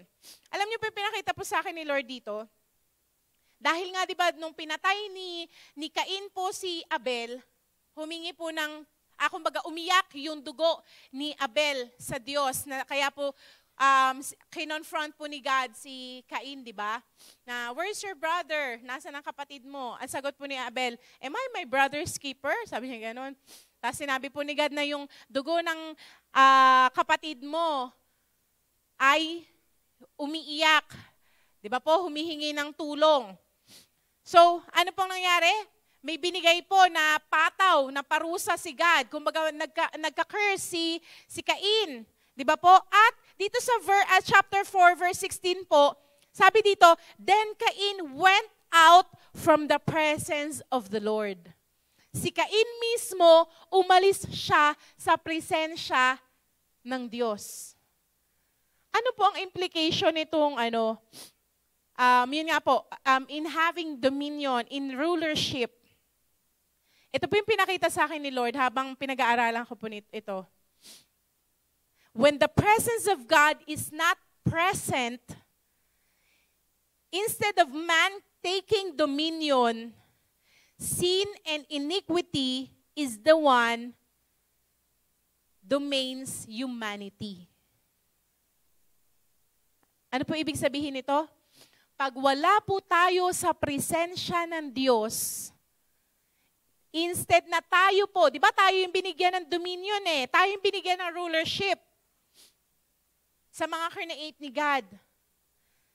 Ngayon, pag wala po tayo sa presence ni God, instead na tayo yung mag-domain, meron pong iba na magdo-domain sa atin. Ano yun? Sin and iniquity. Kasalanan. Diba po? Tignan niyo po dito sa Psalms 19 verse 13. Psalms 19 verse 13. Sabi po dito, keep back your servant from presumptuous sins. Let them not have dominion over me. Then I shall be blameless and I shall be innocent of great transgression. Sabi nga po, pag wala po tayo sa presensya ni Lord, katulad ng mga tao, kaya po ang tao that time, nung bago gunawin ng Diyos ang mundo, na puno ng evil ang puso. Bakit? Kasi wala po sila sa presensya ng Diyos. Pag wala po tayo sa presence ni God, lalamunin po tayo ng kasalanan. Sin will have dominion over us. Kaya ano pong naging prayer dito? Sa Psalms 19 verse 13, sabi niya po dito, Keep back your servant also from presumption sins. Let them not have dominion over me. Kaya po, nung si Cain, sabi nga po, tignan niyo po balik tayo, free will pa rin po ni Cain Sabi po dito sa Genesis 4:16, then Cain went out from the presence of the Lord. Siya po yung umalis sa presensya ni God. What if po kaya si Cain nanatili siya, although merong curse na binigay sa kanya, pero let's say kung siguro po binaba ni Cain yung pride niya, nanatili po siya sa presence ni Lord. Di ba po, noong time ni Noah, balikan lang natin, noong nag-offer siya ng burnt offerings, di ba po, dahil nag-grieve na yung puso ng Diyos na create niya ang tao, dahil dun sa sweet-smelling aroma ng offering ni Noah, nangako po ang Diyos na hindi niya na muling gugunawin ang mundo. What if si Cain po kaya, nanatili siya sa presence ni Lord at nag-offer siya ng burnt offering sa Diyos, maari pong yung curse niya, tinanggal ng Diyos at pinalitan ng blessing ng Diyos. Amen? Kaya po, church, wag na wag po tayong aalis sa presensya ng Diyos. Don't let yourself na makita mo na wala po tayo sa presence ni Lord. Bakit po? Because sin, presumptuous sin, ano po pag sinabing presumptuous sin? Presumptuous sin. Kumbaga, mga evil sins, magte-take over po sa atin, magdo-domain siya sa atin. And sabi po sa Romans 6:14, sabi po dito, Romans 6:14, for sin shall not have dominion over you, for you are not under the law, but under grace. Amen? Yung kahalagahan po ng grace ni Lord, na kahit na karapat dapat tayong mapatawan ng parusa, dapat tayo yung mapako sa krus ng Kalbaryo, di ba?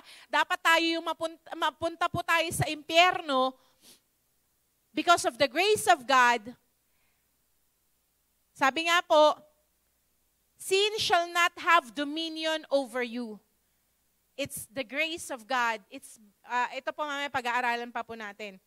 Kaya po, number 1 is sin. And number 2 po is iniquity. Ano po ba pag sinabing iniquity? Yun nga po, evil, masama.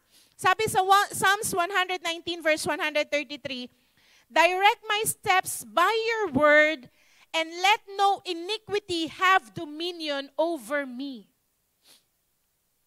Sabi po dito, direct my steps by your word.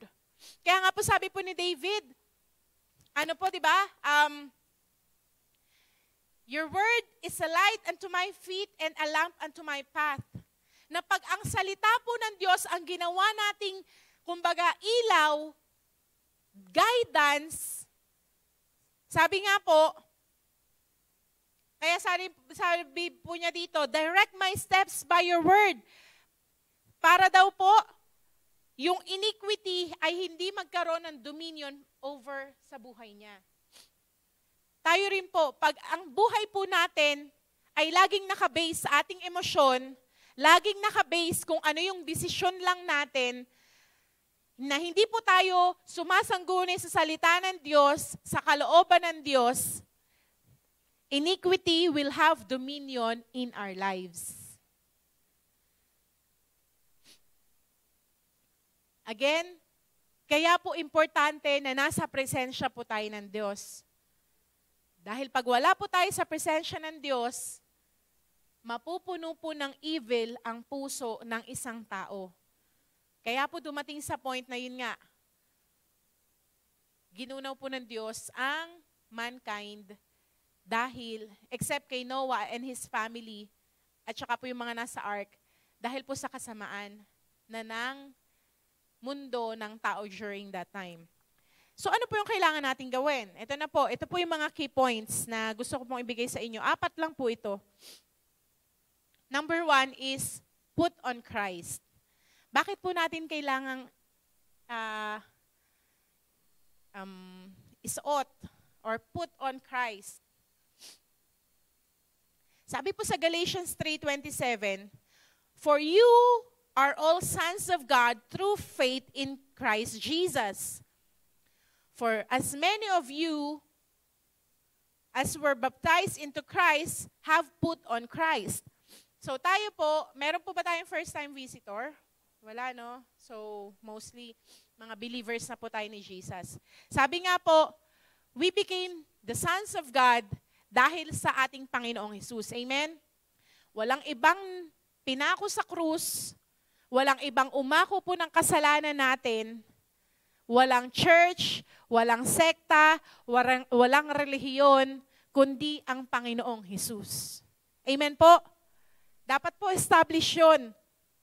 Ang pananampalataya po natin ay nasa Panginoon. Yes, we have to gather, kumbaga, as a body of Christ, we have to join in one accord na tuwing nagpupuri po tayo sa Panginoon. Pero po, ang pananampalataya po natin should be anchored in our Lord Jesus Christ. Amen?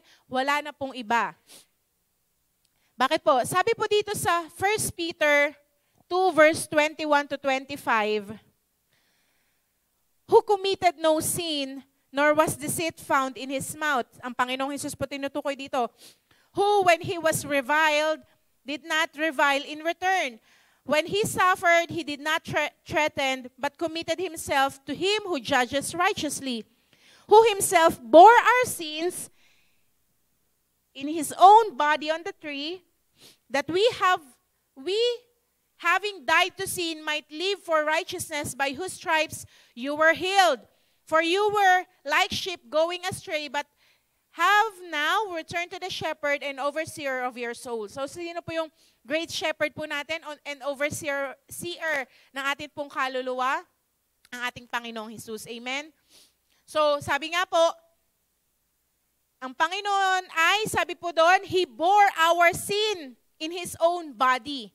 Ang Panginoong Jesus lang po ang umako ng ating kasalanan at siya lang po ang pinako sa krus para bayaran po ang ating kasalanan. Amen? Ang Panginoong Jesus lang po, wala nang iba. Amen? And sabi din po sa Isaiah 53 verse 4 to 6, Isaiah 53 verse 4 to 6, surely He has borne our griefs and carried our sorrows, yet we esteemed him stricken, smitten by God, and afflicted. But he was wounded for our transgressions, he was bruised for our iniquities. The chastisement for our peace was upon him, and by his stripes we were healed. We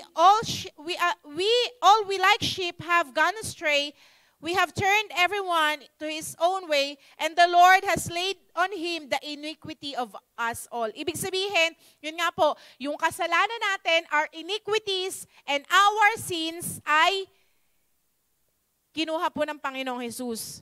Kaya po yung pananampalataya po natin, dapat po naka-anchor po sa ating Panginoon. Amen? And we have to put on Christ. Bakit po? Because only Jesus is our great sacrifice. Amen? Kasi di ba po no Old Testament, kailangan may sacrifice na, kunwari po, yung goat, o kaya yung sheep, o kaya po, basta yung firstborn, di ba? Yung dugo nun ay iaano po sa kailangan ng dugo para po sa offering. Ang ating pong Panginoong Hesus, sabi nga po, we were bought at a price. Ano po yung price na pinambili sa atin? The blood of Jesus. Amen? Sa 1 Corinthians 6:20. Sabi nga po, ang Panginoong Hesus po, pag po nasa atin siya, or kumbaga, hindi po literal na isusuot natin siya. So, good morning Jesus, sinusuot na po kita sa umagang ito. Hindi ganon, literal. Hindi po literal. Ibig sabihin, kumbaga, ang Panginoong Hesus na po ang makikita sa atin. Amen? For example po, imagine niyo na lang, luray-luray yung suot kong damit ngayon. And then may magandang damit dito. Noong unang panahon po, ang mga damit nila, yung pag sinuot mo, diretso. Yung ulo lang po yung butas, tsaka yung dito. Parang ano po bang tawag sa mga ganong damit? Ha? Ano po ba? Basta yung mahahaba. Na kumbaga, pag nagsuot ka ng damit, pag sinuot mo yon, hindi na makikita yung current na suot mo ngayon. Bakit? Kasi takip na siya. Alam niyo po ba, ganun din po. Pag we put on Christ, we put on our Lord Jesus Christ sa buhay natin, instead na po yung kasalanan natin, instead na yung iniquity natin ang makita ng Diyos Ama sa atin, ang tinitignan na po ng Diyos Ama sa atin ay ang Panginoong Jesus. Amen? Hindi na po ni God, ng Father God nakikita yung kasalanan natin, yung ginawa nating mali, yung ginawa nating kalikuan, but it is our Lord Jesus Christ. Kaya nga po, our righteousness is Jesus Christ. Kasi kung sa sarili po nating righteousness, wala talaga po. Walang nakaabot sa kaluwalhatian ng Diyos. Amen? Kaya po, ang Panginoong Hesus lang. Sabi nga po, only in Jesus Christ, we can have and take dominion. Kumbaga, pag wala tayo sa Panginoong Hesus, hindi po natin makukuha or mababalik sa atin yung pag-take ng dominion. Bakit? Dahil nga po, ang Panginoong Hesus lang ang ating great sacrifice. Yung dugo niya na dumanak sa krus ng Kalbaryo, ang humugas po sa ating mga kasalanan, tinanggal niya ang ating sin and iniquities. Kaya po, sabi nga, it's only in Jesus Christ we can have and take dominion. Pag po wala tayo sa Panginoong Hesus, hindi tayo makakapag-take ng dominion. Di ba? Kung makikita po natin, pag po yung mga wala po sa Panginoong Hesus, kumbaga sila yung nalululong sa mga bisyo, sa mga droga, kumbaga inaalipin sila ng kaaway. May dominion ang kaaway sa buhay po nila. Amen? Pero po, the moment a person ay nagbalik loob po sa Panginoon, ibinigay niya yung buhay niya sa Panginoon, kumbaga siya na ngayon yung nagkakaroon ng dominion doon sa, yun nga po, sa mga gawa ng kaaway. Ayan. And number 2, first is we have to put on Christ. Every day ng buhay po natin, huwag tayong, kumbaga, huwag kang aalis ng bahay, huwag kang tatayo sa kama mo na hindi mo pa ina-acknowledge ang Diyos sa buhay mo. Hindi pa po natin, kumbaga, sino-surrender sa Kanya lahat. So we can have dominion sa buong mag-araw po natin. Number 2 po, grow in the knowledge of God. Bakit natin kailangang mag-grow sa knowledge ni God? Ang isa pong tao, or let's say, kunwari, yun nga po, nabanggit ko to sa Parañaque nung last week. Sa Bible po, si King Joash, siya po ang isa sa mga kings na pinakabata. He was just, I think, 7 or 8 years old nung naging king siya. Kahit na nasa kanya, kumbaga, na-crown na siya as king, kailangan pa rin po niya na alamin ano yung mga responsibility as king, di ba? Ano yung mga kailangan niyang malaman, matutunan. Kasi hindi naman po porket sinabi na king na siya, alam niya na lahat. Di ba? Tayo po, hindi porket sinabi na ni God na binibigyan niya tayo ng authority, ng dominion, alam na po natin lahat. Tama ba? We have to grow in the knowledge of God. We have to learn from Him. Katulad po na sabi nga diba sa Joshua 1:8, bakit sinasabi na wag daw po nating kaligtaan ang salita ng Diyos? Kumbaga, we should meditate on it day and night. Kasi po, ayun yung, kumbaga, doon natin malalaman. Sabi nga po, that you may observe to do according to all that is written in it. Kumbaga, doon natin malalaman. Ano po yung kumbaga, yung mga nakapaloob po sa Bible, ano yung mga sinasabi ng Diyos. Amen? And sabi po dito, for then you will make your way prosperous and then you will have good success. Ayan, sabi po sa Luke 2, verse 46 to 47, ito po yung story na pumunta si Jesus, si Mary, si Joseph sa Jerusalem.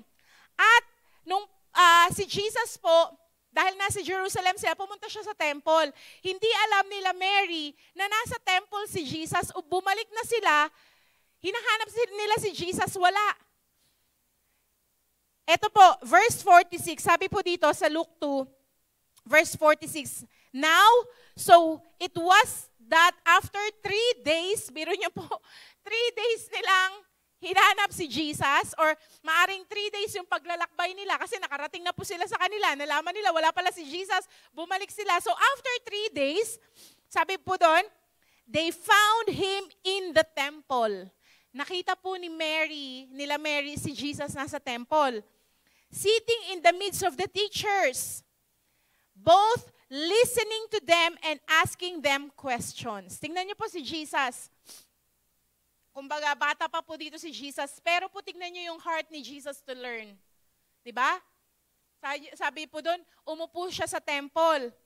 In the midst of the teachers, kumbaga, nakiupo po siya doon. At sabi nga po, both listening to them, nakikinig po si Jesus at asking them questions. Di ba mga teachers po sa school, pagkatapos po mag-discuss, magtatanong, may question ba kayo?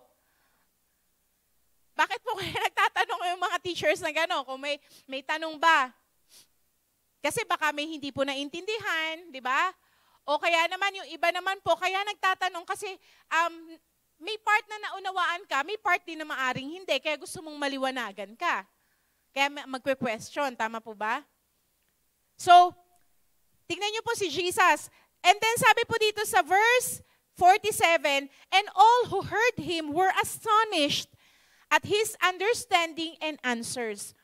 So, yun nga po, kahit yung mga teachers na nagulat sila sa mga sinasabi ni Jesus, sa mga answers niya, sa understanding po ng Panginoong Jesus. Kasi nga po, maliit pa siya nun. And, jump po tayo sa verse 52. And Jesus increased in wisdom and stature. Ibig sabihin, hindi lang siya lumaki physically, but in wisdom. Tayo din po, we have to grow in wisdom. Amen? Wisdom po ng Diyos sa ating mga buhay. Kumbaga, sabi nga po, saan natin makikita ang wisdom ni God? In hearing the Word of God, di ba? Sa pakikinig ng salita ng Diyos, in reading the Word of God, tayo po mismo, we read the Word of God, we meditate, we study. Amen po? Mag-grow po tayo. parang katulad po ng isang bata, di ba, ng isang baby. The more na lagi siyang dumedede sa mami niya, o kaya sa nanay niya, o kaya umiinom po ng milk sa bote, di ba? Eventually, lalaki po yung bata. Di ba? Unless na lang po na kunwari, may case na dwarfism yung bata, yes, lalaki siya, pero hindi kasing katulad ng iba, pero lumalaki pa rin. Ano po ibig sabihin natin, ano pong gusto nating sabihin? As we study the Word of God, lalago at lalago po tayo. Wala pong, kumbaga, yun talagang binigay yung puso niya to study the Word of God, to learn from God, na natili na baby Christian. Amen? Lahat po lumalago. Unless na lang na nakikinig nga po tayo ng salita ng Diyos, papasok sa kanan, lalabas sa kaliwa, then uuwi. Yun po, expected mo na hindi yun lalago. Kasi nilalabas niya yung mga kinakain niyang salita ng Diyos. Pero po, as we continuously to be, nafe-feed po tayo, nafe-feed tayo ng salita ng Diyos, lalago at lalago po tayo. Amen? Whether sarili po natin, pinakakain natin yung spirit natin, or we hear the Word of God through sa mga live streaming, sa mga teachings online, sa dito, pag nakikinig tayo sa church, lalago at lalago po tayo. And sabi po dito sa 2 Peter 3, verse 17 to 18, you therefore, beloved, since you know this beforehand, beware lest you also fall from your own steadfastness.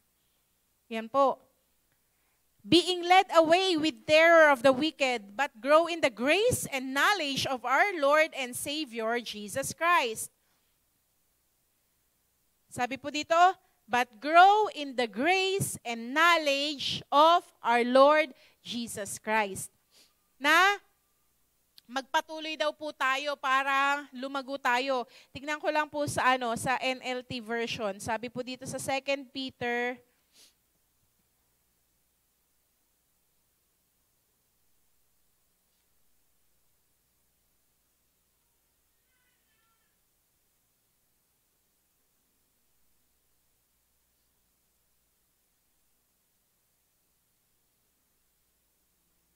Ito po, sabi po dito sa NLT, sa 2 Peter 3 verses 17, 18.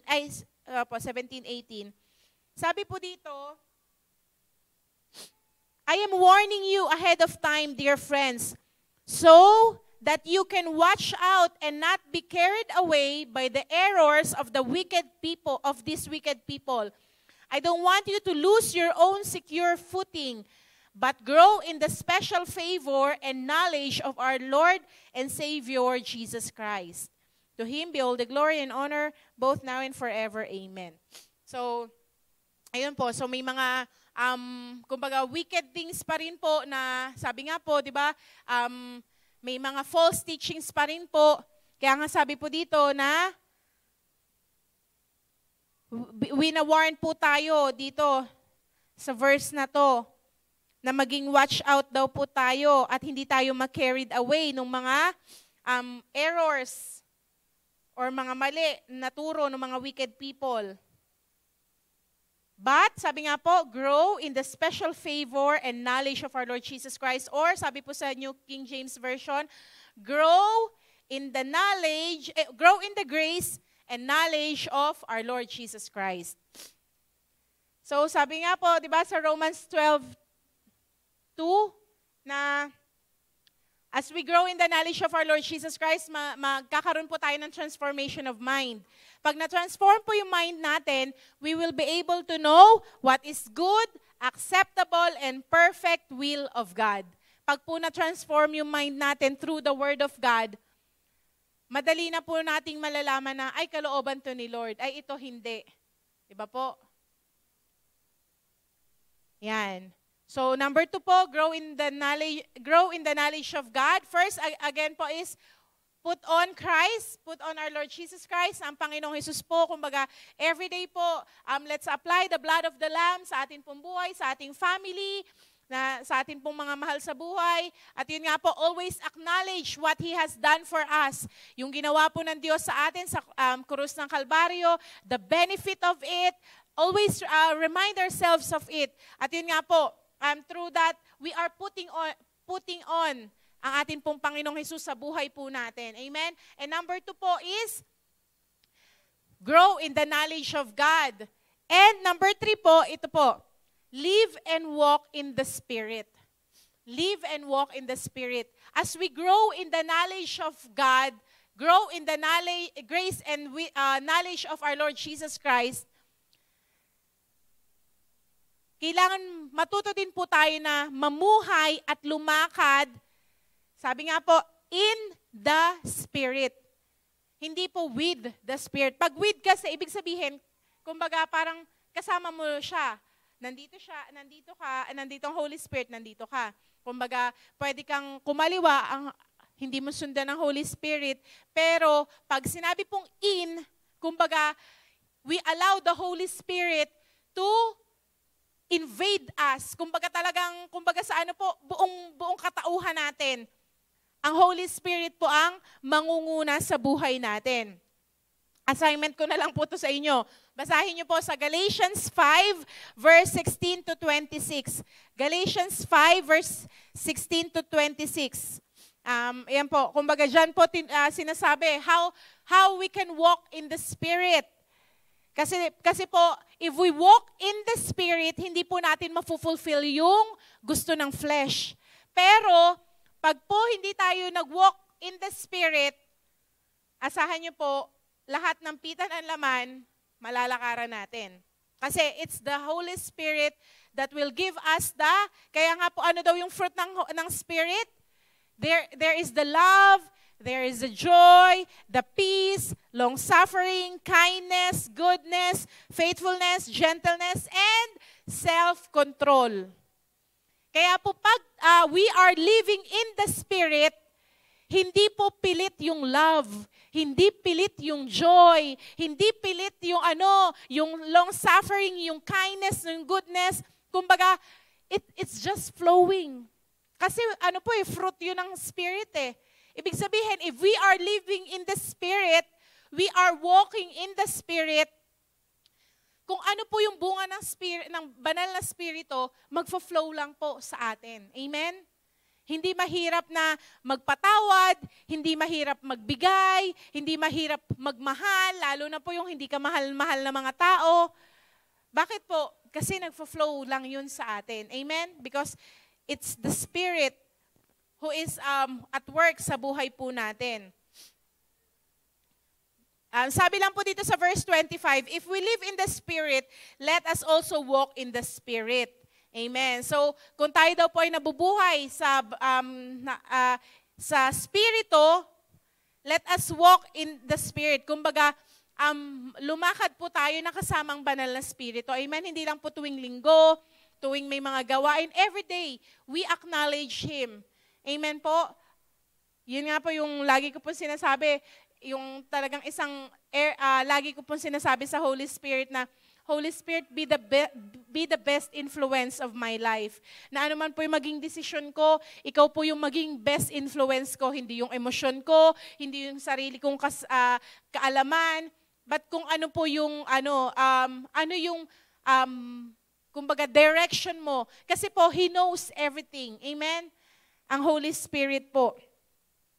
Kaya po, let's walk and live in the Spirit. Na sa banal na Spirito. Amen? Dahil siya po ang ating guide, mag-guide sa atin towards dun sa kalooban po ng Diyos sa ating mga buhay. And ito po, last but not the least.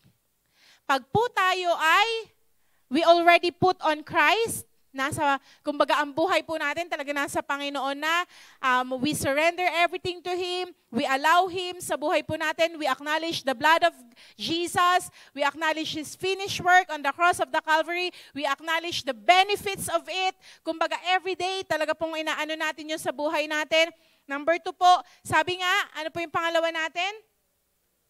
We grow in the knowledge. Kumbaga, continuously po. Hindi yung, kumbaga, hindi yung ngayon natuto tayo o next year na ulit. Hindi po dapat ganoon. Kumbaga, continuously to grow. Di ba? Parang mga estudyante talagang nag-aaral po. Sabi nga, when we stop learning, we stop growing. Kaya po ang pag-aaral po ng salita ng Diyos, continuous. Tignan niyo po sila Bishop, kahit na ang tatagal na po nila sa Panginoon, nag-aaral pa rin po sila, umaattend ng mga conferences. Bakit po? It's, kumbaga, continuously growing in the knowledge of Jesus, of our God. Amen?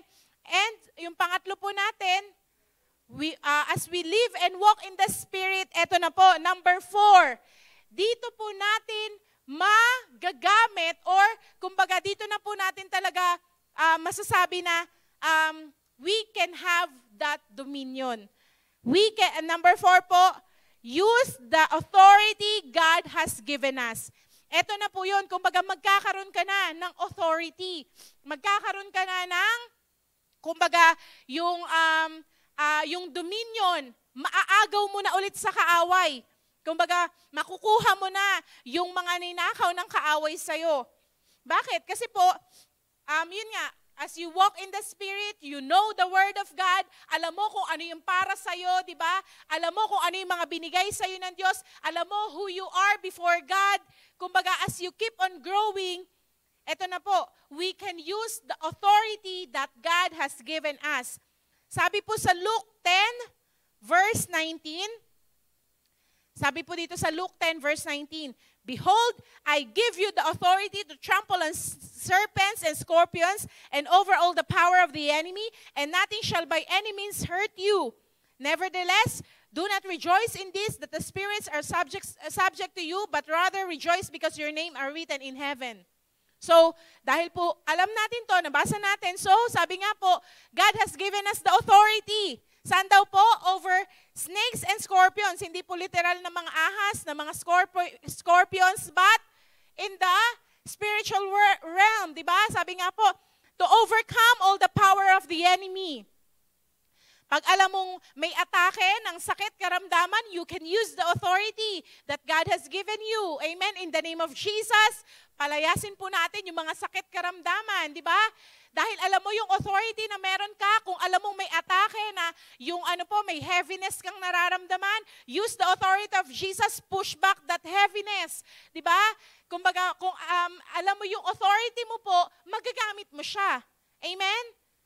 Kaya nga po sabi nga, use the authority, hindi lamang po natin alam.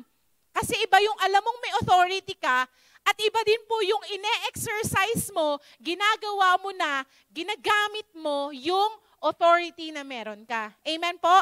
Sabi nga po, gamitin po natin. Gamitin natin yung authority na binigay ng Diyos sa atin. Amen? Sabi din po sa Mark 6, verse 12 to 13, kaya dapat po alam natin yung salita ng Diyos eh. Sabi po dito, so they went out and preached that people should repent.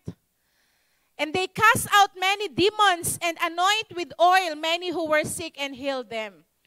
So, kung alam po natin yung authority na binigay ng Diyos sa atin, hindi tayo mahihiya na mag-share ng gospel, di ba?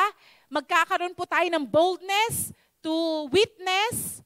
Magkakaroon po tayo ng lakas ng loob para ihayag ang kadakilaan, kabutihan ng Diyos sa ibang tao. At sabi nga po, and they cast out many demons and anointed them with oil, many who were sick, and healed them. Hindi naman po tayo magpapagaling di ba? Kaya nga po, as we allow the Holy Spirit to live in us, na tayo po ay, we will live and walk with the Holy Spirit, it's His power na magfo-flow po sa atin na kaya po pag pinatong natin yung kamay natin sa may sakit, gagaling yung may sakit. Hindi po dahil sa pinatong natin yung kamay natin or dahil tayo, but it is the power of God in us. Amen po? And sabi nga rin po sa Mark 16, verse 15 to 18, and He said to them, ito na po yung bilin ng Panginoong Hesus sa mga disciples, and even to us right now. Sabi nga po, go in all the world and preach the gospel to every creature. He who believes and is baptized will be saved, But he who does not believe will be condemned. And these signs will follow those who believe. Tingnan niyo po, sabi po, di ba? Ano po yung sabi ni Jesus? Na go into all the world and preach the gospel to every creature. He who believes and is baptized will be saved. So sabi po, he who believes and is baptized will be saved.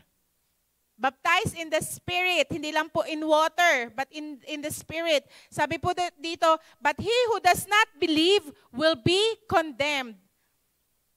May mga signs daw po na susunod dun sa mga maniniwala. So, sino po ang mga naniniwala sa Panginoong Hesus? Amen? Tayo lahat. Kaya nga po tayo nandito di ba? Hindi tayo pupunta sa church kung hindi ka naniniwala sa Panginoong Hesus. Tama ba? And sabi po dito, tingnan nyo, and these signs, sa verse 17, will follow those who believe. In my name, they will cast out demons. Sa kaninong pangalan daw po makakapag-cast out tayo ng demon? O sa pangalan po ng ating Panginoong Hesus, di ba? They will speak with new tongues. They will take up serpents, and if they drink any deadly, it will by no means hurt them.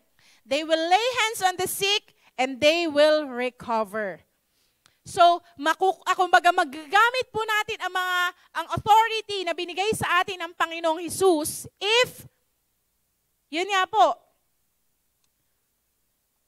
we believe on the Lord Jesus Christ, di ba? In His finished work. Yun nga po, kaya paulit-ulit tayo. Kaya po inuna natin talaga, put on Christ. Kasi apart from Christ, apart from Jesus, we are nothing. Wala po tayong magagawa. Ayun po ang katotohanan. Kaya po kailangan talaga nasa Panginoong Hesus tayo at ang Panginoong Hesus nasa atin. Di ba? If we abide in Him and His words abide in us, di ba po? Ano po sabi ng Panginoon? Ano man daw po hilingin natin, it will be given to us. Hindi lang po yung needs natin, but also when we pray to those who are sick, gagaling sila. Bakit po? Naka-abide tayo sa Kanya Di ba? Pag nag-cast out tayo ng demon in His name, ano po yun? He will hear us. Ang kapangyarihan niya po ang dadaloy. Amen? Kaya po, sabi nga, we have to, kumbaga tayo po mismo, we should know that authority na binigay po ng Diyos sa atin. Amen? As the believers of Jesus, hindi po tayo taga-upo lang. Hindi lang tayo taga-pakinig. Yes, we have to listen and keep on listening and hearing the Word of God kasi doon po lumalago yung pananampalataya natin. But, sabi nga po, katulad yung number 4 natin, use the authority God has given us. Amen?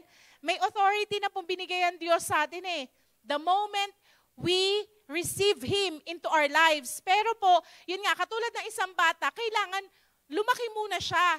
Di ba? Parang katulad po ng ang isang ama ba, bibigyan niya ba ng, katulad po, kunwari si Asiel, in his 5-year-old po na kaisipan, bibigyan po ba siya ng susi ng ng pick-up or ng kotse? O, mag-drive ka. Bibigyan kita ng authority, mag-drive ka. Ano po mangyayari doon sa kotse? Sa pick-up? Wasak. Malamang. O, nakadisgrasya pa. Kailangan po, lumaki muna siya. Matuto siya mag-drive, magkaroon siya ng knowledge sa kalsada. Di ba po? Kailangan niya munang matuto bago ibigay po sa kanya and then let go. Ganon din po tayo. Yes, we have the authority that comes from God, pero we have to learn. Kaya nga po we have to grow in the knowledge of our Lord Jesus Christ. Amen? Para alam po natin na yung pagka-cast out ay para sa demonyo, hindi para sa katabi po natin, hindi para sa asawa natin, hindi para sa mga mahal natin sa buhay. Ang pag-cast out po para sa demonyo, ha?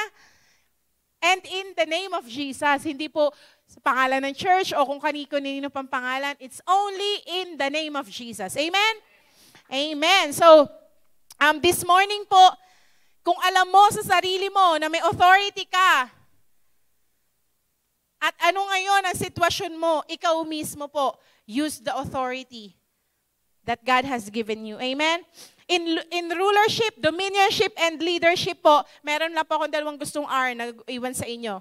Number 1 po, meron pong responsibility and accountability. Ibig sabihin, hindi lang po tayo basta tumanggap ng authority, ng dominion galing sa Diyos. And then, wala na. May responsibility po tayo doon, may accountability tayo. Kaya tayo ni God binigyan ng authority para po gamitin. Kaya tayo binigyan ng dominion ni God para gamitin. Saan po? Paano tayo maging accountable doon? Doon sa mga dapat na magamit yung kapangyarihan ng Diyos. Amen? Hindi lang po basta-basta natin gamitin yung kapangyarihan ng Diyos for our own sake. Naalala ko po parang meron kaming parang inatenan po na seminar noon. Parang masyado nilang inano po yung kapangyarihan ng Diyos na parang, yes, maaring pwede, pero ako po nagka-question ako doon na pwede mo daw nga pong sabihin na kunwari, yung ulap masyado mainit. Ulap, pumunta ka dito para takpan mo ako masyado mainit. Di ba parang, what's the sense na parang dapat po ginagamit natin ng kapangyarihan ng Diyos sa kaaway, di ba? To take yung dominion, the authority that God has given us, hindi lang po yung for the sake na tayo lang yung makikinabang, na para pong di ba? Kumbaga, that's why merong responsibility and accountability po. Ang rulership, ang dominion, ang having dominion, and last but not the least, it has reward and recompense. Ano po ibig sabihin nun? Pag po, di ba, nakita ng Diyos that we use the authority God has given us, yun lahat na gusto nating marinig, na pagdating natin doon, sasabihin ni God, welcome, my faithful, ano po yun? Welcome, my good and faithful servant. Di ba? Lahat po tayo gusto nating marinig yun sa Diyos eh. Paano natin maririnig yun kung hindi po natin gagamitin yung authority na binigay niya sa atin? Amen? Amen, church? That's why this morning po, I pray na lahat tayo, kumbaga, let's use the authority na binigay ng Diyos sa buhay po natin.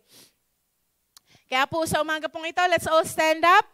Amen. In the name of Jesus Christ, kung minsan po dumarating sa point na parang hindi mo maitaas yung kamay mo or parang hindi ka makapagpuri sa Panginoon kasi may nararamdaman ka, first of all, use the authority of Jesus over your life. In the name of Jesus, I command my soul, I command my body, I command my spirit to worship the Lord, to bless the name of Jesus. At kung may nararamdaman ka po, ako is na po, personal testimony ko. I think ilang beses ko na po ito na-testify. Kahit po lately, para po merong umaano-ano sa mata ko na, alam niyo po yung parang kulitiw ba yun?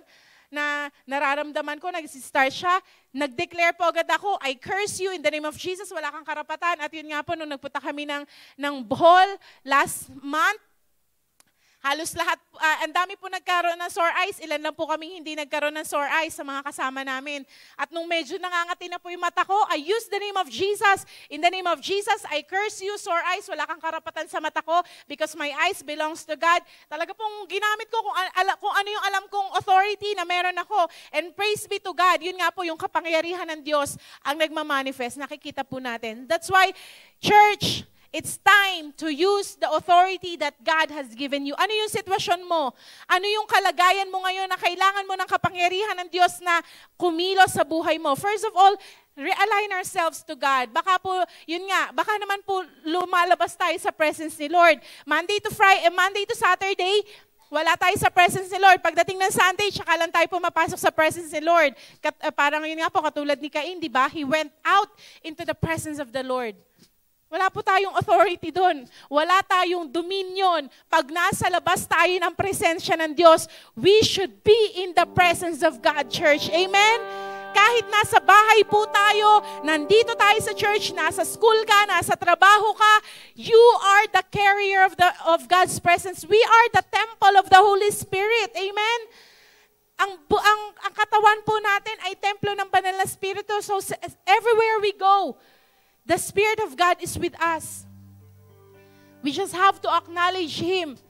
We should give Him the freedom, the free will po sa buhay natin. Amen?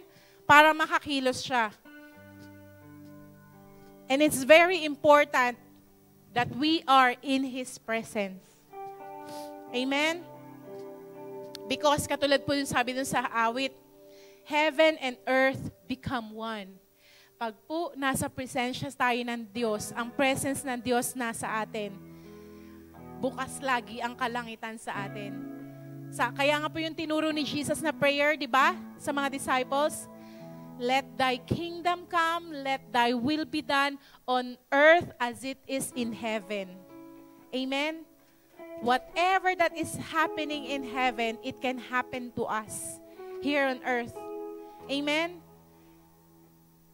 Kaya po, this morning, as we worship God, as we don't just sing this song, wag lang po natin basta awitin tong kanta na to, but maging prayer po natin at maging totoo siya sa buhay natin. Amen po? That His presence, that the presence of God, na pag naging tangible po siya sa atin. Amen? Ako po kanina, nung nasa likod po ako po personally, hindi ko alam kung it's only me o may iba rin sa atin, pero I just feel may heaviness talaga. May heaviness po talaga kanina.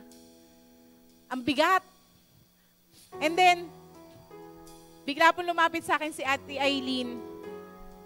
Parang yumakap lang po siya sa akin, pero po, I just felt parang biglang may hangin na gumanon na ano po eh. It's the presence of God. Pag po carrier tayo ng presence ni Lord, other people will recognize it. Pag po lagi tayo nasa presensya ng Diyos, magiging contagious po tayo. Ano ibig sabihin? Pag sabi pong contagious, di ba? Nakakahawa. Mararamdaman mo because the presence of God is real. Hindi lang po yun parang kikilabutan ka. Hindi lang yun parang, ayun nga, parang goosebumps. No, the presence of God is real. Amen? Kaya this morning po, as we worship Him, let's acknowledge His presence. Let's acknowledge Him in our lives.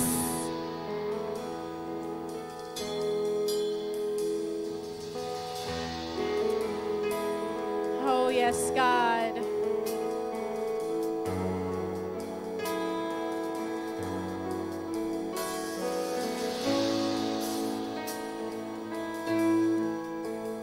Let's sing together. Oh, found in your hands. Found in your hands, fullness of joy, every fear suddenly wiped away. Here in your presence, God. Here in your presence, all of my gains now fade away. Every crown no longer on display. Here in your presence,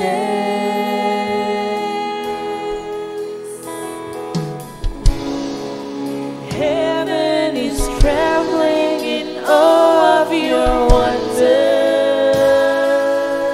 Oh, the kings and the kings.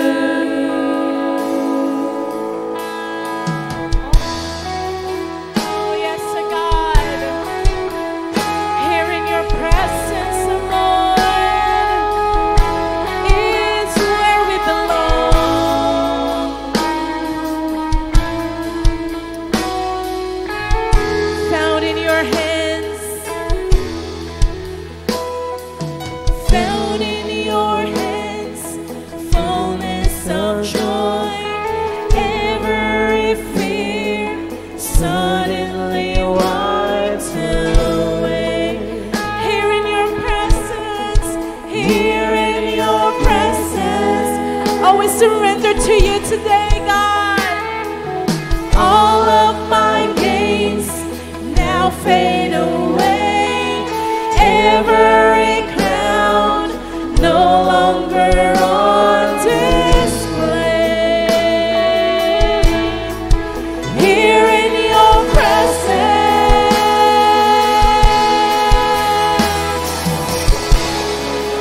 heaven is trembling in all of your wonder.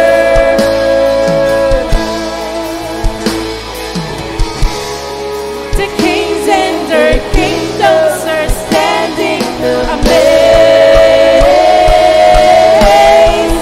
Here in your presence,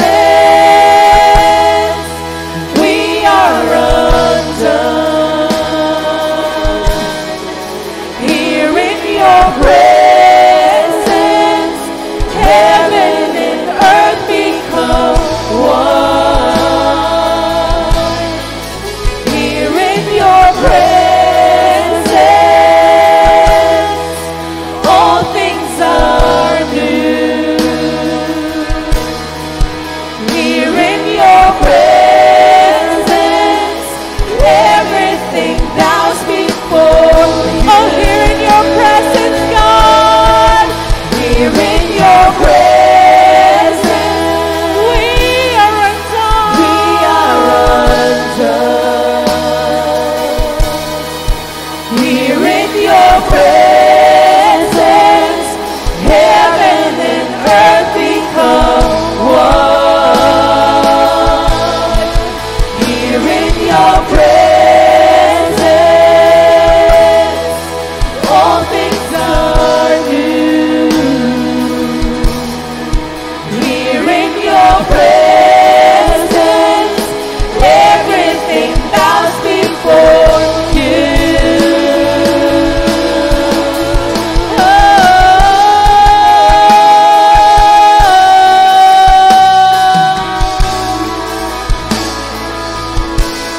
Oh, here in your presence.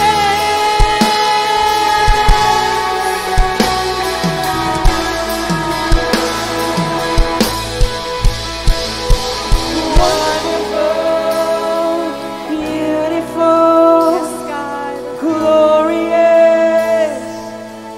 you are matchless in every way, God. You are wonderful. Yes, you're beautiful. Glorious, matchless in every way. Wonderful, beautiful, glorious, matchless in every way. Wonderful, beautiful, glorious, matchless in every way. Wonderful, beautiful, glorious, matchless in every way. Wonderful, you are beautiful, glorious, matchless in every way. Here in your presence, we are undone. Here in your presence, heaven and earth become one. Here in your presence, all things are new. Here in your presence, everything bows before you. Yes, God. Thank you, Lord, for here in your presence, God. In you, oh Jesus, we have the authority. Because of your blood that cleanses, that purifies us,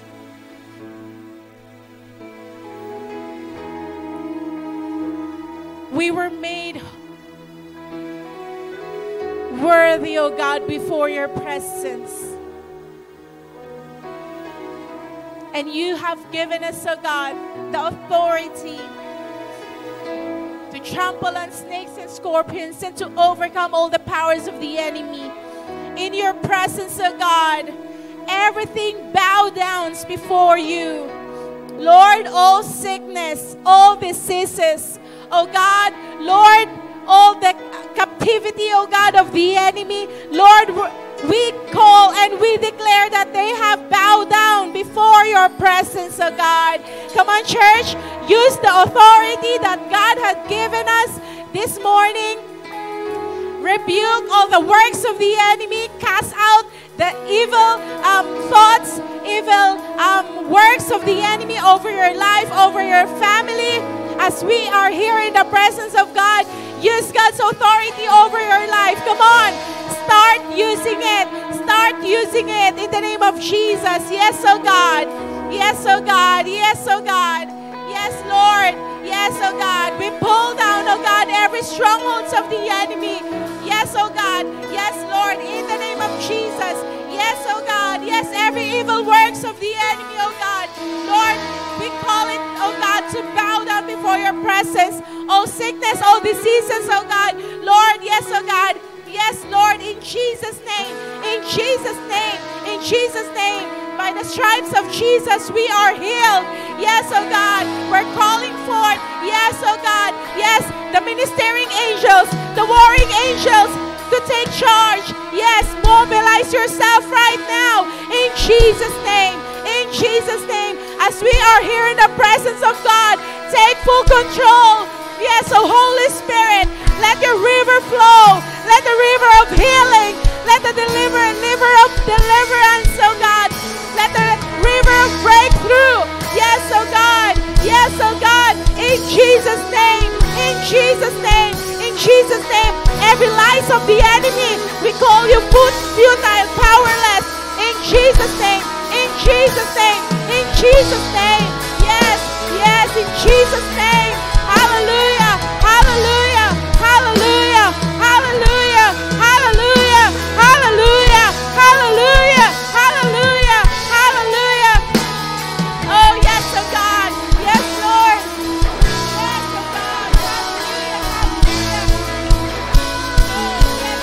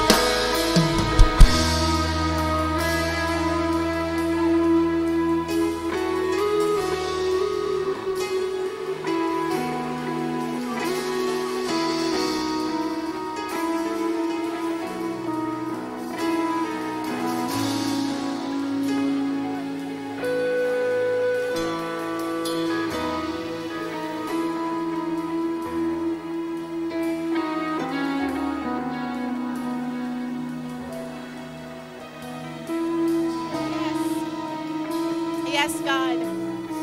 Amen. Yes, oh Lord. Yes, oh God. Lord, even Panginoon, lahat ng ninakaw ng kaaway sa iyong mga anak, oh God. Lord, in the name of Jesus. Yes, oh God. Yes, oh God. Yes, in the name of Jesus, lahat ng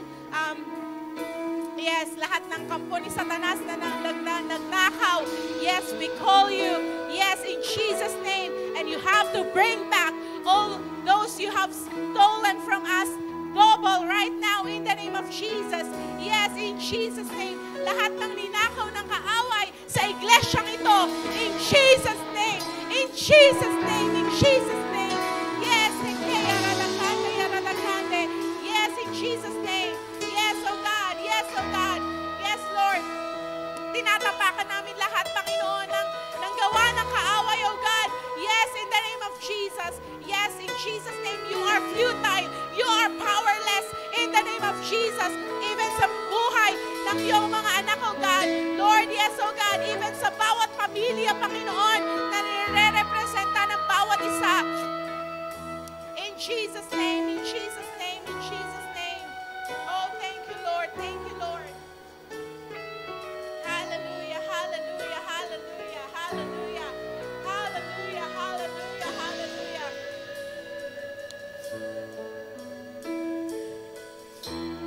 Hallelujah. Thank you, Lord.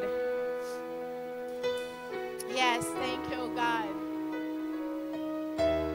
Thank you, oh God. Thank you, Lord. Thank you, Lord. Hallelujah, hallelujah, hallelujah. Thank you, Jesus. Oh, thank you, Holy Spirit. Thank you, Father God. Yes, Lord. Thank you, oh God, for clearing the atmosphere, oh God. Thank you, Lord. Yes, oh God.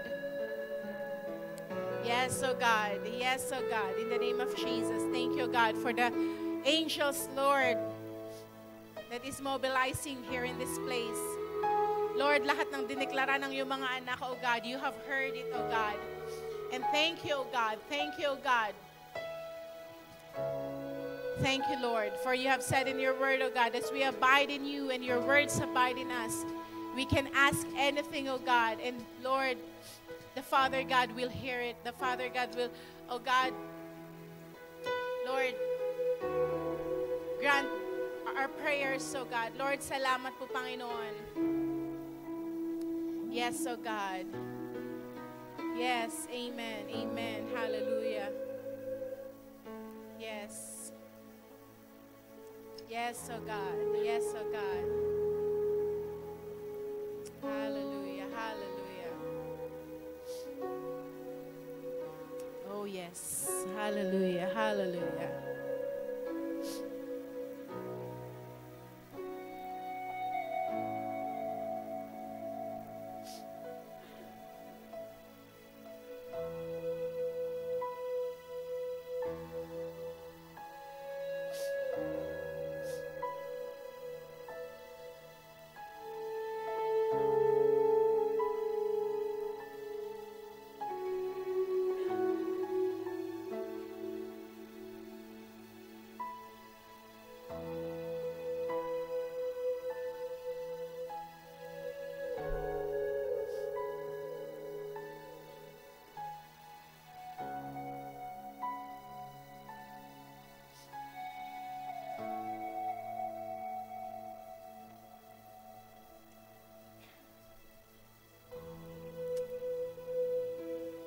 Thank you, Lord. Thank you, Lord. Thank you, Lord.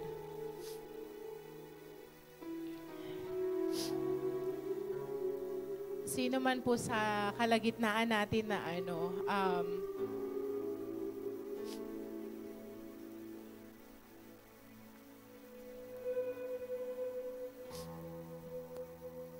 it's like parang poste po na na sa labas, parang ang kapal niyang tignan. Pero sa loob, may mga anay na unti-unti siyang kinakain. Mga puting anay na kumakain dun sa kahoy na yon. You don't have to pretend that you are okay, that you are strong. As we are in the presence of God this morning,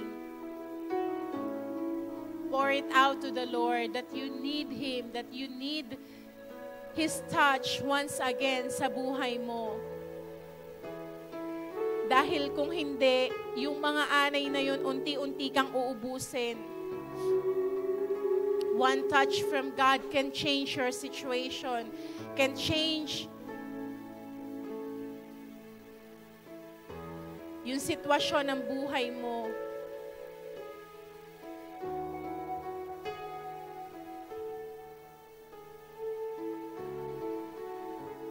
Stop pretending. And God wants you to just be honest with Him. Gusto po ng Panginoon na maging totoo lang tayo sa Kanya. And He wants to touch you. He wants to strengthen you once again.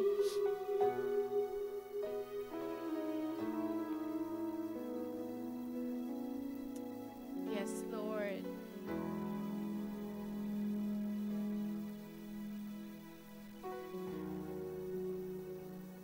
We are all undone in His presence.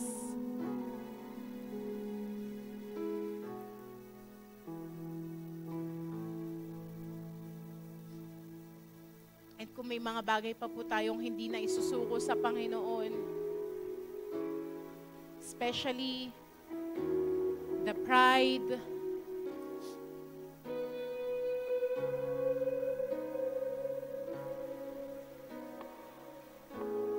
unforgiveness,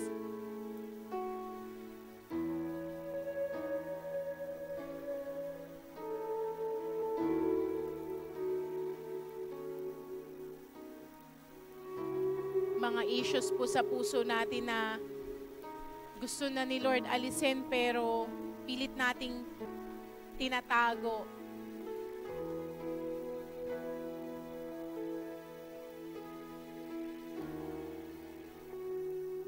Gusto po ni Lord na ngayong umagang ito, whoever we are, hindi niya po tayo i-judge.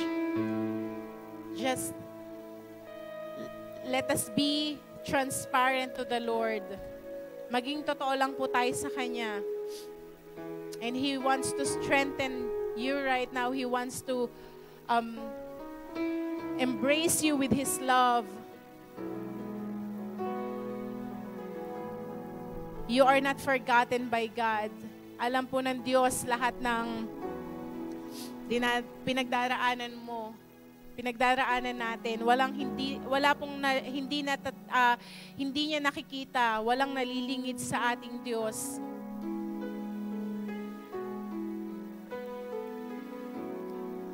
Let His light shine in every darkness ng buhay po natin. Para wala na pong maging hold ang kaaway sa buhay natin, so we can really have that full authority, that full dominion na nais po ng Diyos sa ating mga buhay.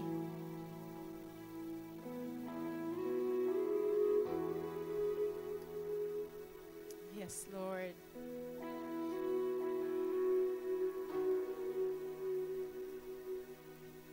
Thank you, Lord.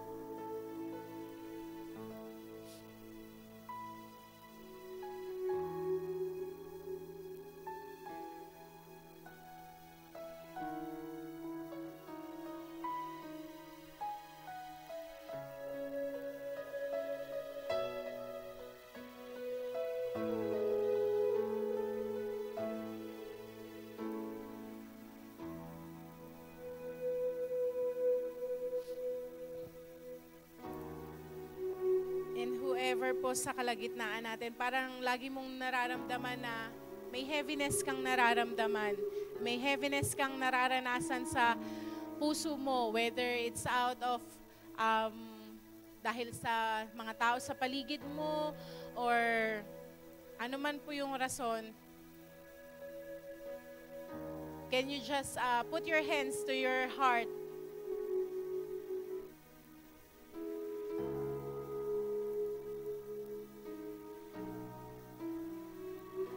And ask the Holy Spirit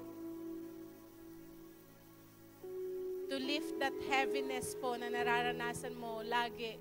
Maring pag nasa bahay ka or sa trabaho, sa school.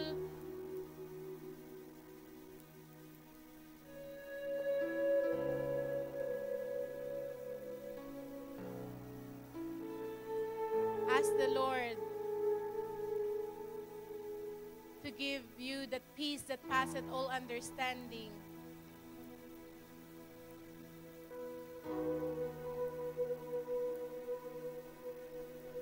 And whatever heaviness na nilalagay na yun ng kaaway sa buhay mo,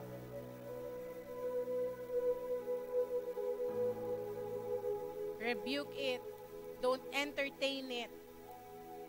It's the trap of the enemy.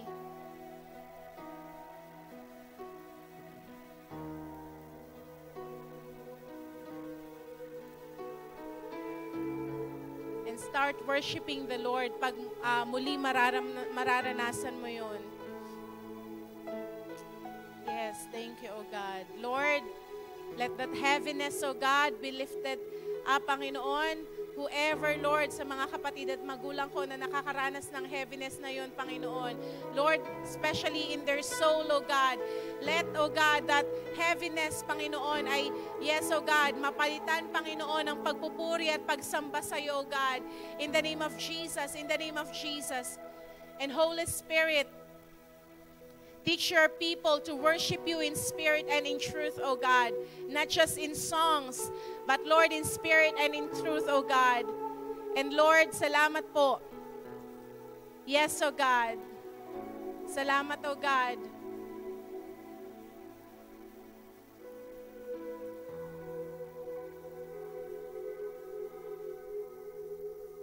For the love and peace that comes from you to flow in that heart. Thank you, Lord. Thank you, Lord. Salamat po, Panginoon. Thank you, O God. Thank you, O God. We bless your name today. Salamat, O God, Lord, sa mga salita mo, O God, na pagbulay-bulayan po namin ngayong umagang ito. Lord, I pray that those words, O God, may be hidden into our hearts, na magamit namin ito, Panginoon, na maging guide namin, O God, Lord, as we continuously to walk, O God, in this journey of life with you. Na Lord, tunay nga na, Lord, ma-exercise po namin everyday ng buhay namin, magamit namin yung authority na binigay mo sa amin upang wala na, Panginoon, na Lord, madaya ang kaaway, wala nang maiisahan ang kaaway, O God. But Lord, yes, O God, through the power of the Holy Spirit, bibigyan niyo po ng discernment, O God, ang iyong mga anak, O God. Lord, when to use, O God, the authority that you have given to us, O God. At salamat po, Panginoon, sa umaga pong ito. Salamat, O God, Lord, sa iyong mga anak na hinipo mo, O God, na, Lord, nag-minister ka sa bawat isa sa amin. And Jesus, only in you, we put our faith, we put our hope, we put our trust. No one else, O God, kundi sa inyo lamang po. Because you are the author and the finisher of our faith. Thank you, O God, for the blood of the Lamb that cleanses, that is covering each and every one of us, that the enemy will not be able to cross your bloodline. Thank you, Jesus, for your protection, O God, for your blessing, your favor, O God. Lord, thank you, O God. Help us, Lord, sa pang-araw-araw po naming buhay, that we may walk, Lord, in your presence, O God. Not outside of your presence, but in your presence, Lord. Thank you, O Holy Spirit, for you are the one who will guide us, who will direct us, who will instruct us the way we should go. Lord, salamat po. Salamat po, God, sa iyong presensya ngayong umagang ito. We bless you, we glorify you, and to you alone be all the glory and all the praise. These things we pray in Jesus' name. Amen and amen. Praise be to God po.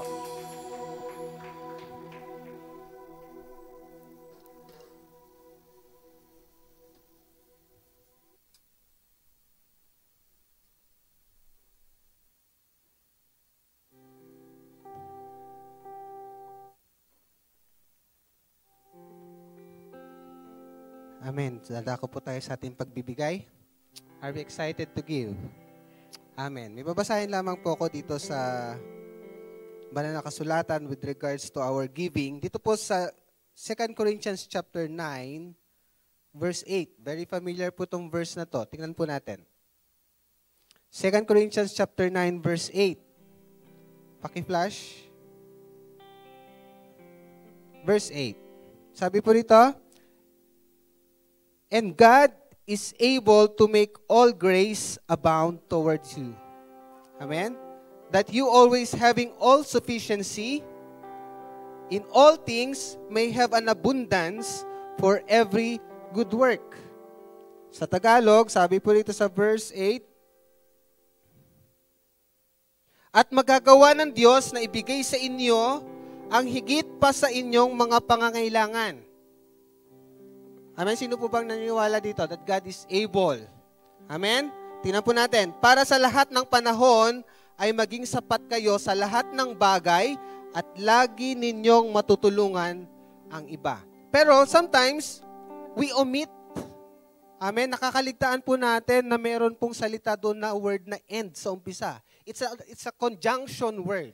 Meaning to say, ang conjunction po kasi, it connects the words para magkaroon siya ng ibang meaning. Okay? Ibig sabihin po nito, and God is able, ibig sabihin, we have to read the verse before that verse. Ano po yung verse na yon? Sa verse 7. Balikan po natin para mas maintindihan natin. Kasi po itong verse 8 na to, it's only the result. Nakuha po natin. Resulta lamang po ito. Okay? Meron pong susi para makuha po natin yung result na to. Sa verse 7, sabi dito, so, let each one give as he purposes in his heart, not grudgingly or of necessity, for God loves a cheerful giver. So makikita po natin sa umpisa ng verse 7, merong salitang word na so. It's also a conjunction word. So we have to go back again. Sabi po sa verse 6, tingnan po natin, but this I say, he who sows sparingly will also reap sparingly, and he who sows bountifully will also reap bountifully. Gusto po ba nating result ng verse 8? Nilalagyan po kasi natin minsan, God is able. Amen? Pero nakakaligtaan po natin na meron po tayong kailangan gawin kasi may salitang word na end.